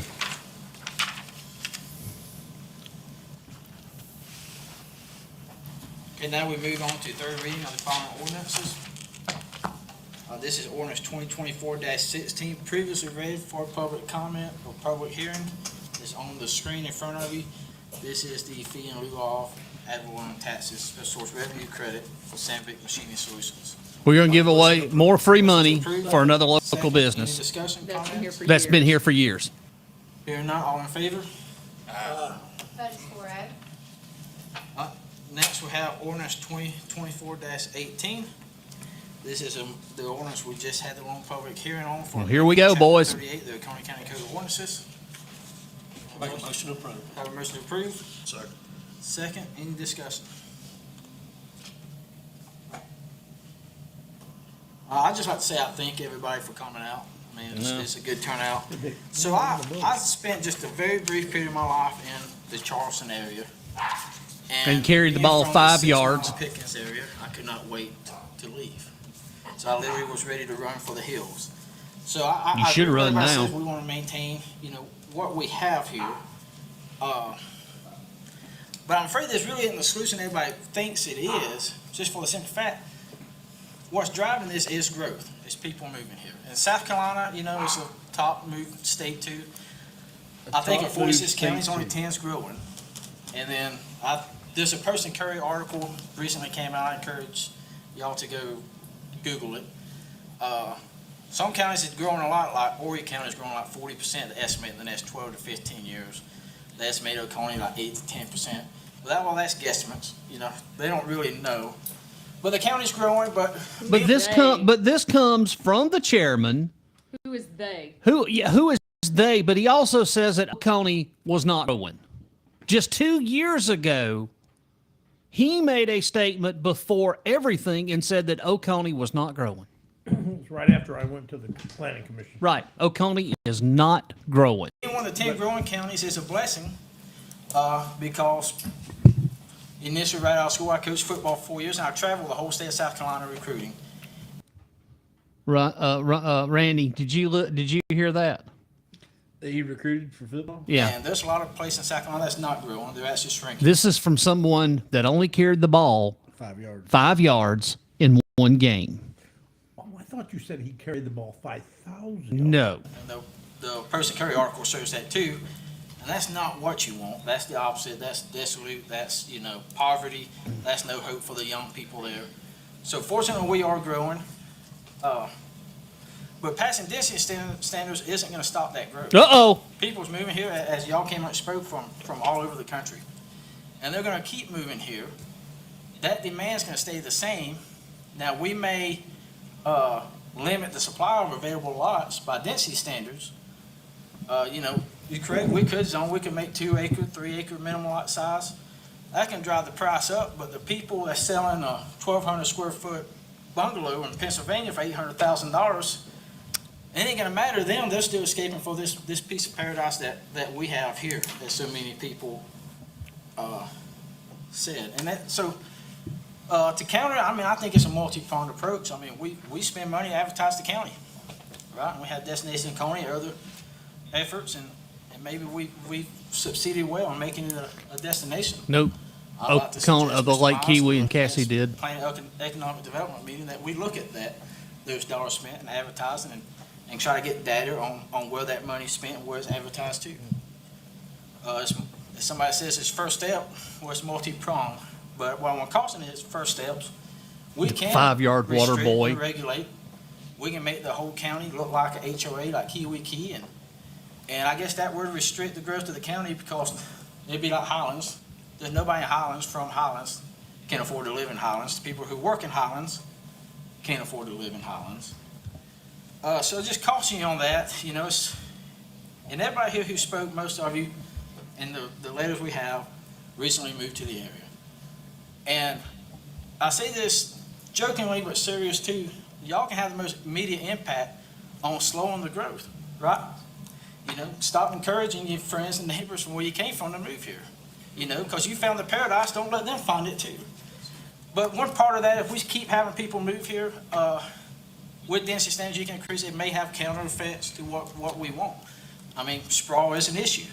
If you have the same number of people wanting to move here with bigger lot sizes, that eats up more land, that's more clear cutting, that's more farmland taken. Kick So with the everything ball we do, down the there's road, positives. guys. Yeah, we can limit houses being stacked on top of each other, but there's negative attributes to that too. So it's a holistic approach. We don't want to stop growth. Build, baby, build. Because if you ain't growing, you're dying. And I've been in communities that's dying. That's not what we want. And I live in Mountain Rest, and if I step out on my porch, I've got neighbors from, I don't want to call them out, but from Wisconsin, New York. I even got some folks from South Africa, right? So Oconee's discovered. And this ordinance isn't going to change that. Those people are still going to be moving here. Thank you. Well, I know where we're heading. Build, Chris. We're building. All in favor? Mr. Chairman, I just make a statement. The affordable housing came up, and we all want affordable housing. And this ordinance does not affect municipalities. It only affects the non-incorporated areas of the county. Affordable housing is catered by municipalities which are equipped for density, for affordable housing. They have water, they have sewer. Most of the county outside the municipalities don't have sewer. Some of them don't have water. So this ordinance does not affect affordable housing. It does not affect the municipalities. And Mr. Durham, I think you ran on passing this ordinance. Sounds like you're against it now, so I don't know, but thank you. Hey! Another lie from a liar. Yeah. Yep. People moving here. I mean, right, so prices will go up. I don't know how much, right? If you restrict supply, prices do change. And it appears the people moving here have the money to pay the rise in prices. But I'm not opposed to the ordinance. I intend to vote for it. I think there's other things that we do need to look at going forward to help manage the growth, and that's what the citizens, both newcomers and people who's lived here their whole life, would like to see. John just put him right on the spot, didn't he? So he plans to vote for the ordinance. Let's see it. 4-0. He just doesn't think it'll work. Is that what he's saying? If y'all want to stay the rest of the meeting, you're welcome to. If y'all want to leave, I'll take a brief pause so y'all can. It passed. 4-0. They passed it. Well, ladies and gentlemen, things ain't going to go well for Perry Smith tonight. I guarantee you he'll be shaking the fist at some people tonight. Do you really think he actually gives a shit? No, he doesn't. No. But this really didn't offer that much, though. I mean, he proved, it was completely proven there just listening to the comments tonight. He didn't care.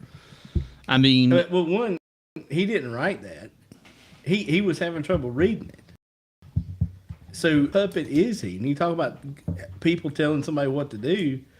He was just doing what he was told. I'm telling you, Richard's got it. I agree with Richard. With the forecasted explosive growth now, Jazzy Acres, we're going to think about needing to put a private airport in. You know A what? helipad. Both. They've already put in an airport in Long Creek. So why don't we just Let's go ahead. We're done with the council. Okay, so Randy was there in November of 2022 when I went before the Planning Commission to talk about infrastructure being destroyed, growth coming, and that we needed to do something because people would be forced out of their homes. He was there. Then I was attacked afterwards. Perry Smith threatened me. You know, it was just... So anyways, and that's where I even talked about Woodruff Road. Well, you know what? Then we've talked about this for some years, right? That's correct. And all of a sudden, in fact, after that meeting, Durham got so worried, he wrote a letter to the council. He wasn't on, he was suspended. On council? He was suspended, but does suspended that at the mean time. on council? But anyways, so he wrote that there was no growth. Well, that was a lie. And everybody said, yeah, so they didn't do anything. Now let's fast forward to the last couple of weeks. You guys put these guys back in office. So we did our best. We stood up. All of us stood up, and they attacked us. Well, you know what? And then the past couple of days, these nasty comments that we've gotten on our site. Well, you can't do this, you do that. I got news, folks. Oh, we got threatened to be sued. We can do, yes. You can do what you want. We have a right. In fact, I'm going to tell you guys something that you're never going to believe. I've had people private message me, 3 out of Mountain Rest, offering property. I will never mention their name. And we're going to talk to them. Mm-hmm. And I'm going to tell you something else with all this. You guys, what was the name of that place? Esquire, Empire, whatever, over by the pizza place in Tri-County? The strip joint, what was the name of that? Oh, that was Elite Show Club. So you want to talk about things around here? Do you realize there are developers right now talking about a couple of high-end strip clubs in Oconee County? You can't do anything about it because these guys will not protect anything. And because you won't do anything other than you wouldn't even support our friends that went to council and when we went to planning commission, but you don't like it. Well, I got news, tough. We are going to help people. We are going to build several complexes with several thousand manufactured homes to help people out. And I will not be ashamed to tell you, we're going to make money on it. And we are going to do it with honor, and we're going to do it legal. And if somebody wants to threaten, like I was in 2010 when I talked about zoning and the guy got put in jail, have at it. Because this council just voted for something that was nothing. Nothing. Nothing at all. And we're going to make it. We're going to make the money. Well, we're just, and we I'm are trying taking, to get Kathy to join us. We are taking a playbook and a page, and we're for once Exercising our American rights. We're listening to Perry Smith. Mhm. Perry has guided us with wisdom that tonight he even dressed up to present this wisdom. And we listened attentively to his wording tonight. Blah, blah, blah, blah. And we're ready. Perry, we hear you, brother. So Chris and I and Randy right now, we have joined a force. We shall bring single-wide trailers to Oconee County. We're going to stack them one on top of the other because guess what? It's an American right for us to do as we see fit with our property. And let me add one thing for those. Wait, just one last thing. I got to check something. I want to check. The USDA has an approved loan map for rural development. Yes. And I'm just trying to look and see if my application for the 30-unit complex in Mountain Rest has gone through. Now, are you planning on doing the stackable containers? No, I'm not. It's going to be handicap accessible and everything. It's going to have elevators. Yeah. I mean, listen, folks, it's a free-for-all. It is. We cannot talk about zoning on this program because if you talk about zoning, you can't. They won't do zoning. No zoning. And what Perry Smith is talking about, these property rights and all this crap about HOAs, guys, what he just did is just re-explain to you why we are small potatoes. We're talking about 15,000 units is all. You got these mega players coming here. And here's the thing that you're not going to like, but it's true. There are 2 investors that have just signed an NDA with us. And we're in discussions. And these guys have deep pockets. There is a huge market, and people know it. So thank you for sitting on the sidelines because we're going to get further ready for retirement, and we're going to make some money, and we're going to help people. There's nothing you can do about it. I've been asked to do something again. Blah, blah, blah, blah. Richard, is that fundamental? Richard Belmore brings up a very good point, and we may reach out to them to find out. It would be a very safe bet. We could get Pub Blue to go in with our development. And we could, that way, Perry, we could look after him. He could stay up there and drink all he wants. And, he could walk home if, blah, blah, blah, blah. You could get him a golf cart. He could Oh my shoot God. pool in one of our community centers. Oh, no, he'd run off the side of the mountain. Blah, blah, blah, blah, blah, blah. You know what? Here's the thing. No, we have fun. You know, we're talking about, but let's just pass this fun stuff aside and just be open. Let's be about this. serious. We're already in talks. Jeff's already had a conversation with a large company that's not in South Carolina. No, they're in North Carolina. They're based out of Raleigh, North Carolina. And we're looking at these single wides. They're not. They're good. They're safe. Not the fanciest, but people need homes. And as we line up these investors, you know, you're getting the development anyways. You're going to not be able to drive much around here. We're just talking about adding some cement and putting in a goal over the next couple of years, 15,000 homes for good people. Yeah. That's it. And I'm talking anywhere between a $750, $850 a month range for these trailers. Exactly. For rent. So affordable housing. What's the credit score going to need to be for these folks to move in? They don't have to have a credit score. I just want their money. They deposit first month. It'll be a rental. And if they choose to buy their own, they can buy it. Are you going to have any background checks done? Sure. When we get to that point, we're not even in. We're not in that ballpark yet. What we're trying to do now, Randy, is get the price. These are questions that we need to be multi-focused. We need to come at this in different directions and make sure we get it right. We will. Those are questions in the detail. If we know we can get the financing to make it happen, then those are the other things that we can actually. But I really believe that you'll get the best financing if you embrace things like DEI, and make sure you're bringing diversity. Oh no, that's all going away. Yeah, all that stuff's going away. We'll have diversity. We'll do whatever we want. We're going to help people. We're going to help people. That's the deal. Because there's nobody can afford a $800,000 to $1 million home. Mm-hmm. But yet we've got people that are working their rear ends off that are even affording to try or having a struggle to find affordable housing, period. So I think if we can find something for $750, $850 a month, that to me is a very affordable housing given the market and the climate. I think I think you're kind of low. I don't care. I am out to help people. Over in Clayton. Because guess what? Can I tell you something? The government's going to help me the rest of the way. Well, I agree. The government's going away, but right? Here's the thing. Well, that's true. Over in Clayton, you go take 76 into Clayton, go up and That over was Main my Street, point. come around by the county building. I've seen that. Up on the hill, it's called Blue Ridge Development or something like that. They're all duplexes, and they're all one bedroom, 2 bedroom, 1 bath. And they're going for $1,600 a month. Right. So we've got a lot of detail. But here's the other deal.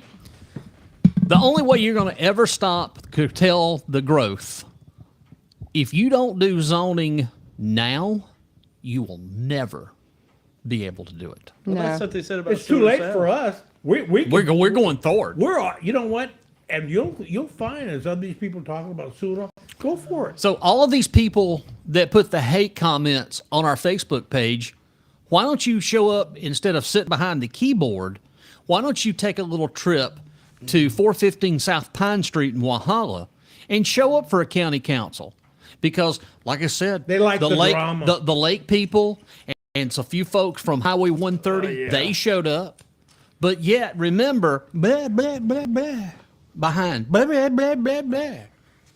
God, I swear, if he's 54 years old, there's help for me. Yeah, he looks like he's damn 70. But the thing about it is, between him, Durham is the one that laid the groundwork for this. Yes. Smith and these guys, what they've done is they've held it off long enough. We have 4 years, and Randy's got some good ideas. You do. I do, but I don't have the details. 22 or 24 developments already to happen. Well, today, 122 was voted last night in the Seneca Planning Commission by a vote of 5-1. Seneca is getting ready to annex 122 new homes into the city with the intention that there's another development just across the street on Highway 59 South Oak Street and Wells Highway that could bring up to 500 to 600 more homes. Great Southern Homes has bought up all the Mill Hill, and they're going to. Well, this ain't Great Southern Homes. This is Ryan Homes. But I just know that Yeah. there's multiple companies down there that are doing this. And we've got a different niche, though. And where do all the people go when they buy up places like that? What do you mean? The people that are When selling? the people that lived on the Mill Hill, Probably where did they Florida. go? Because there are Nowhere. Florida, But no. because they don't have anywhere to go. Because there were actually people that they owned get- Mill Hill houses and had lived there their entire family. Well, there's had lived nowhere to push. Hey, there's nowhere to push the Mill Hill, because if you push it to the opposite side, there's a housing development on the backside of the Mill Hill now. Yeah. Utica, but what was it happens- Utica Station? What happens is they go to Westminster, and they go to Fairplay, and they go to Townville, and then they go to Anderson County, where it's a little bit cheaper, and they just keep moving. Most of the folks that I know that used to live in Highlands or Cashers now live down here because they can't afford the taxes. Well, you know, let me tell you, you keep building $300,000 homes in Oconee County. Well, ours won't be that. But listen, they're coming. And all that's going to do is drive the tax rate higher and higher and higher for all of us. And eventually, the youngins that we have that can't decide whether they want to pay property tax or lawyers for DUIs are going to have to move on. Well, I do want to add some other things. But we're not going to be landlords. Well, we're developers. I'm not going to, you see, mean, we got, wait a minute. We've got a lot of ideas that we're kicking around. The first thing is get the financing in place, and we'll talk. I'm going to be the landlord. Well, my project is a landlord. And Jeff and I can have different things. Me, I want to be building out the infrastructure and then be able to do a turnover. Because I can make good money. I can make it fast. I can make money off Duke Power. Yeah. So because all the people that come in for outages are looking for places to stay. For example, short-term rentals. Short-term rentals. For example, And there in are Jazzy Acres, I could set aside 100 to 150 camping lots, which are small in size. Okay, I can make 200 a week for the camping for just folks that's bringing their campers in to stay for an outage. Or if you just had campers that were ready. Mm-hmm. Yeah. Yeah. There are a lot of options. Cleaned and ready. But my goal is not to sell something for $300,000 and $400,000. My goal is to help someone that is working, trying to make a living, doing the best they can under circumstances where they can't afford that $300,000 or $400,000, but they want a safe place to live. That's my goal. I want homes for people that they can live in, because right now, for the low and there's no homes. Exactly. So we're both trying to accomplish the same thing because we're going after a niche, because all these other developers are coming here looking at these They're things looking at like- the 500,000 to 600,000 range, and I'm just looking for the everyday local Exactly. people that has having a problem trying to find homes that And can't that- somewhere to live. But the thing is, what is the same thing for us is if these developers is land. Listen, I know we've talked about the development, but there's a couple of other things that I want to get Okay. to. So there you go, because, everybody. Because we're going to wrap up. We've been here for almost 2 hours on the show. Okay, go ahead. Number one, we're going to address an elephant in the room tonight, and I want to be clear and concise when I say this. Yes, an assassination attempt on any person is bad enough, okay? If it had happened to Joe Biden, I would feel the same exact way. But in this country, we have a problem. We have a problem. It's getting worse. And for people to get on social media and the comments that I have seen, I don't give a damn who it is. It's absolutely showing the evil that has forked in this country. And I am so sick of it. It's just getting to the point that, can we not somehow, some way get along? I'm going to take a verbiage out of Rodney King from 1991. Can't we just get along? Can we not, as a society, as decent humans, get along? Because I'm telling you, it's getting worse and worse and worse. The evil that is lurking in this world right now. I am so sorry that, a president got shot. That's something to me that's really very important. And if it had been Joe Biden or if it had been anybody, but we're talking the president, there's supposed to be a little bit of respect, even though where you may not like him, you may hate his guts. but a president of the United States, the supposed leader of the free country, of the free world, gets shot. And there's so many things.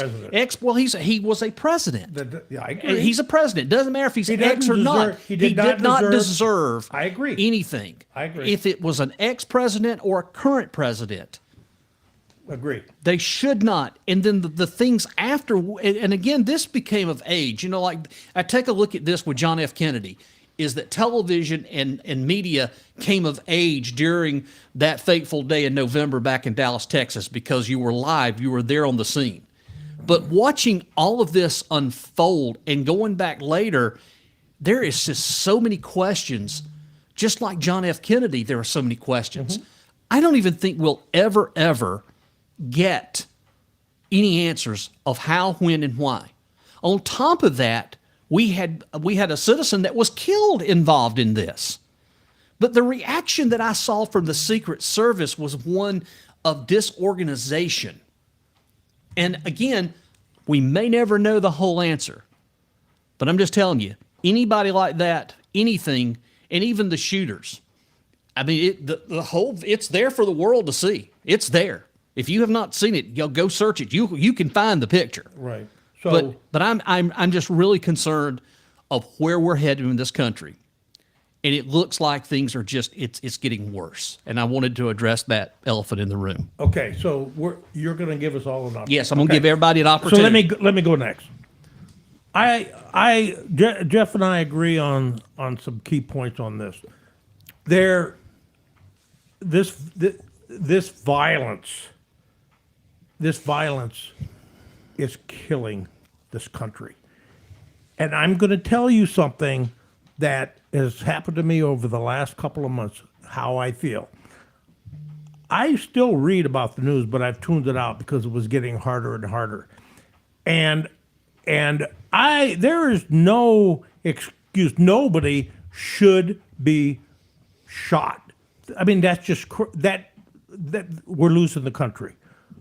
But I have told people since we have this show, if you push hate so much on people and they sit there and adulate a person that's talking about and mocking a man who had his skull fractured because they could not find Nancy Pelosi, and then you have a crowd that laughs, the country, and I'm not talking about Democrats or Republicans, I'm talking about people. When you have people that never would act like that before, breathing it, living it, mocking a man that 81 years old with a skull shattered, and then you have the same crap from other people, you're killing this country. And what's happened is, and you see it on the Democratic side, they're changing too. I'm scared to death. And I'm going to tell you something, guys, and this is the honest God truth, and I've told my family this. I do not believe this country is going to survive by 26 in its current state. I don't believe it. I don't care who wins. I agree. I agree. I'm telling you that never in a million years would I have thought that this country, the biggest superpower, and here's the thing that people don't realize. When you have a major superpower that people feel is becoming unstable, you have problems with your allies too, because that scares the hell out of them. So what we need to do is we need to quit this crap. We need to quit the hate, and we need to call people out who are doing it. And you get Marjorie Taylor Greene on there, and she's talking about calling all Democrats pedophiles and blaming the shooting. I mean, who does this stuff? Randy knows. I've been talking about this hate. This pure hate is killing us. And I'm done. Go ahead. Kathy, you want to talk? Do you want to go first? Well, you know, it's a sad time when you can't gather and protest without the expectation of violence. That's right. And Bridget Jenkins just posted there, extremism triggers further extremism. It absolutely does. You can't get that many people together constantly without expecting something like this to happen. It's sad. It's tragic. a civilian lost their life, and an ex-president was shot. I don't know if he was shot or hit by glass or whatever, but it was tragic. Absolutely was. And there's no room left in America for that kind of action. None. And we see it here locally. And then you see when citizens call it out, and in county council meeting tonight, it was just like, oh no, you're more vile than me. And there's no more vile and wretched a man than Matt Durham. But he's calling these two ladies vile? Come on. So it's not going to stop because of people like Matthew Durham. And they're everywhere. Whoever wrote Perry's speech tonight, blah, blah, blah, blah. that guy, is very eloquent. He's obviously educated, but he's not paying attention to the fact that there's more people on this earth than extreme right-wing white conservative men. And I feel like, there was a time that I enjoyed being that kind of person. But I got to tell you, those people make me sick and make me really feel like I was a terrible person for feeling the way I did. But this Trump thing, this shooting, it was terrible. There's no getting around that. And it wouldn't have mattered if it was Biden or Obama or Bush or whoever. We have to at least acknowledge the fact that the man has the right for free speech to stand up there and say whatever he wants to without fear of being shot, without fear of some asshole telling everybody else to confront an old elderly man in public in front of his grandkids. We really do need to take a step back and look at what we've created for ourselves. Because the Chinese, the Mexicans, the Hondurans, the Japanese, the Germans, they didn't do any of this to us. We did it to ourselves. We did it to ourselves. We did it to ourselves. Because why? You people moved here because we left the gates open, right? Mm-hmm. There's no such thing as you people. There wasn't a black person in there in that whole county council meeting. Not a one. And all these white folks fighting over what? For what? The right to be here.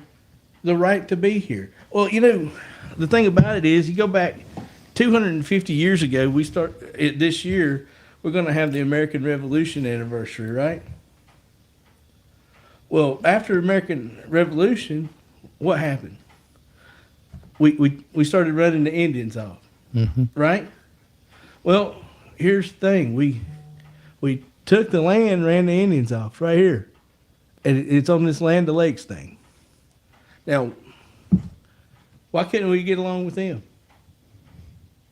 Because they was barbarians, heathens, they were primitive, what? But this is all our own doing, what's going on in America now. And Chris, you're right. Unless something else happens, unless we find somebody else that can do the job presidential and unite the country, I don't think we make it to 2026 either. Kathy? Well, I don't think anybody should be shot. The person that was shot and killed was Corey, and I'm going to butcher his name, Comparator, a father, a husband, a volunteer fire chief, and he shielded his family. That's not said. And this is what I take issue with. Trump was hit with a piece of glass. And here's the issue that people are upset about. And this is why people are saying vile things. Because he stood up not knowing if there was any more shooters, any bombs or anything else. And that man's first thought was to say, fight, fight, fight. And incite more. And that's how we got here. He takes no responsibility for what he's created here. And that's the way I feel about it. And he brings out the worst and has brought out the worst in this country. You look at the footage and there are his supporters. They didn't flinch. I went back and I watched shootings, which is kind of a psycho thing to do. But I remember when Reagan was shot and the Secret Service and everybody on the street was on the ground. You look at other shootings, people get on the ground and they run. Not these folks. What has happened to us? They didn't even run. They're up looking and filming and flipping the bird out of rage and hate. Very few people are even looking at this poor man who died or trying to help. Now, and I've gone and looked at it. What is wrong, man? What is wrong? And then I don't know how true the reports are, but I've looked through media and read, he hasn't reached out to that poor man's family. That man died being there to support him. And he went and golfed the next day.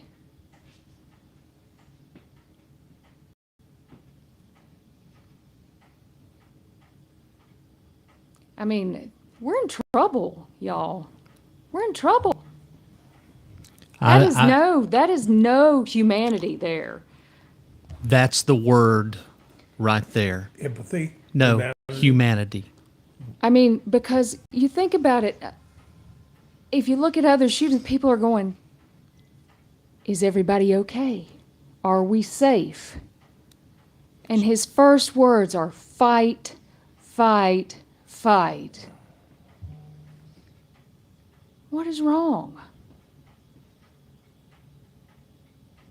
I appreciate you bringing it home because you said exactly what I knew you could say and what you were going to say, because you're exactly right.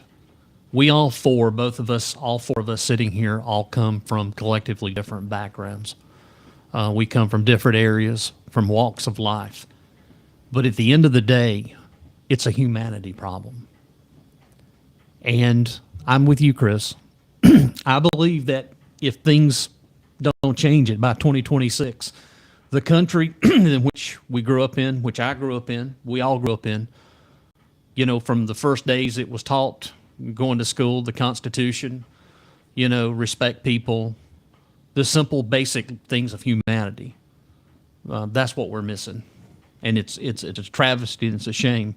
But that's my point that I was making too, is about, I don't think we'll ever know, but there was just so much weirdness watching that.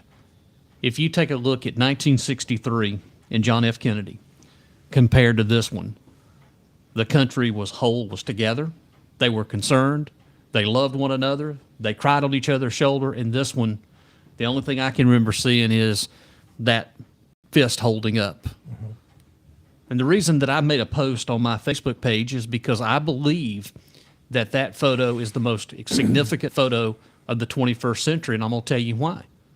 Because I think that photo represents the downfall of the United States of America. That's where we're at. It's not about policy anymore. It's not about policy. It's not about politics. I think this problem is a whole lot bigger, and I don't know. It's about the country. It's about the country. It's about losing the country. And that's why I've changed in the last few months, because we cannot collectively sit here and have a conversation about things and have disagreements, and because we feel like one other is sided. And I appreciate all of us here. We've had our ups and downs, and I think it's been a growing pain between all of us to learn how each other feels, but we did. Mm-hmm. And we're in a situation where tonight is the first time that we have been able to sit down and have a conversation of a national importance. And for that, I'm appreciative to all of you. And I appreciate it. Kathy, I appreciate you making those comments because they're heartfelt and where you're coming from. And I completely understand. So there is light at the end of the tunnel for us. We can have the conversations and we can agree to disagree.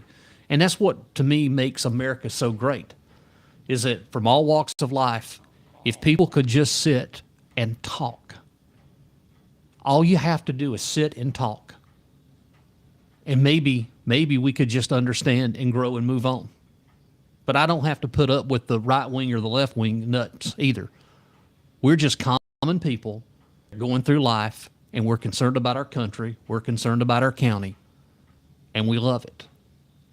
And with that, I'm going to end the show. If anybody wants to do anything for the final. Just, it comes down to dignity and respect for each other. Exactly. And I'll hold on to that for the rest of my life. Dignity and respect. I agree. Kat, go ahead, Kathy. I'm going to go ahead with you. That's it. And Chris. My thing, and this is what I think about most at night when I go to bed, my kids, my grandkids, my family, what my father went through, World War II. I think about what Randy went through, what my son-in-law went through, all of us and how we grew up, and it hurts. I know how I can get. I have changed because I have that hate, and I hear it, and I'm like, God, you got to quit that. Because I even said back in 15, I said, this is going to, it was easy. I'm not that smart. It was just like you could smell it. You could see it. And I talked to you about it, Jeff. Mm-hmm. And I told you over a year ago, I thought, I think we're going to get through it. Randy and I have talked about it, and Kathy. For the first time, the very first time in the last 6 months, I do not think, and I'm not being a pessimist, this is hurtful to me to say, I do not think this country is going to stay together. I really don't. With the attacks on the Department of Justice, with the Supreme Court doing this, with the constant hate being tossed around, with all this stuff, and I apologize to everybody for saying it. It's not being mean or ugly. I'm just telling you, for my family, for my friends, these guys that I become very, very close to, and I'm blessed to have at my age, I don't hold much hope, and that's just the way I feel. Okay. All right. Well, there you go. As long as I'm alive and as long as I can breathe, I'm going to be here. I'm going to continue to tell the story of Oconee. We collectively are going to continue to point out the injustice of things that are happening here in Oconee. And I, right frankly, don't give a damn what the FCC thinks of me. I don't care what Perry Smith says. I don't care about Matt Durham. What I do care about is the countless silent majority that is out there in Oconee that doesn't have a voice. They're afraid to say something for a fear of being attacked. At this point in my life, I don't care if I'm attacked or not. I will get up in the morning, I will go to bed at night, and as long as it's my time to stay on earth, that's where I'm going to be. But this show will continue for another year. I renewed myself for another year with y'all. I think that we've got a lot more to share. I think we've got a lot more to talk about in coming weeks. Y'all are attacking pretty good on the Facebook page, and I want y'all to keep that up too, by the way. Keep attacking. Y'all doing a good job. The more you attack, the more money we make. With that being said, it's over. Have a good evening. Thanks for joining us. Are we going to do a show Sunday night? We can do it. Ready? I'd like to. Are you good for Sunday? Yeah. Back at normal time, 7 o'clock. Yeah, that'll be good. Yeah, because if you can, I'll take it. We got a lot to talk about. This development stuff is going to be great. Well, we also have to talk about the future of the cat bus, and it's not looking too good right now. Really? There's a major things happening. I think we can get probably some more investments to bring that, because it needs to come to Mountain Rest. What, cat bus? Yeah. Can we do a drop off there at Matt's house? Since apparently people up there taking pictures of his house. I really think that the corner lot there on Whetstone and Stuger Ridge, there's a vacant field there. Probably make a good spot for a bus station. I'm interested about that comment. Which one is that? People taking pictures of his house. Yeah, that you could can be anything. you can go get it on Google Earth. You know what? What would be really funny is if somebody took some for the pictures of his weather. house and put them on Zillow for sale. that would be funny. No, that's criminal. But you think can't do that. That's criminal conduct. But think about the cat bus. You think about Not if they're in Japan. Did he go to the Criminal Justice Academy? Who? All of a sudden? Matt. No, but he's been a right. part of the criminal justice system. He knows it from inside and out. Oh, God. Hey, guys, we gotta go. Wait. Think about those 15,000 homes. I know. What are we going to do? You can't have all these. This is the problem we got to solve. You can't have Golf all carts. these cars. You got to start Yeah, public those big golf transportation. carts like they have in Disneyland Yeah, and stuff. truck. Turn it Yeah. into Fripp Island. All right. Bye, Chris. Bye. You know where to go with the crew in control. Oconee's got the flow, community and heart make the whole town glow. Tune in, turn up, let Oconee show. Let's go, let's talk, let's groove, let's get it on. Let's get it on. Oconee love from dusk till dawn. County Ferris, Kathy, Rainey, and Jeff by the pond. Join the chat, feel the bond. Come on.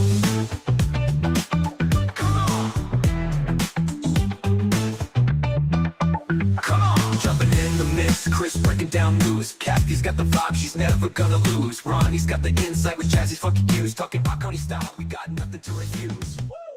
On the beat drop slow, you know where to go with the crew in control. Oconee's got the flow, community and heart make the whole town glow. Tune in, turn up, let Oconee show. Let's go, let's talk, let's groove, let's get it on. Let's groove, let's get it on.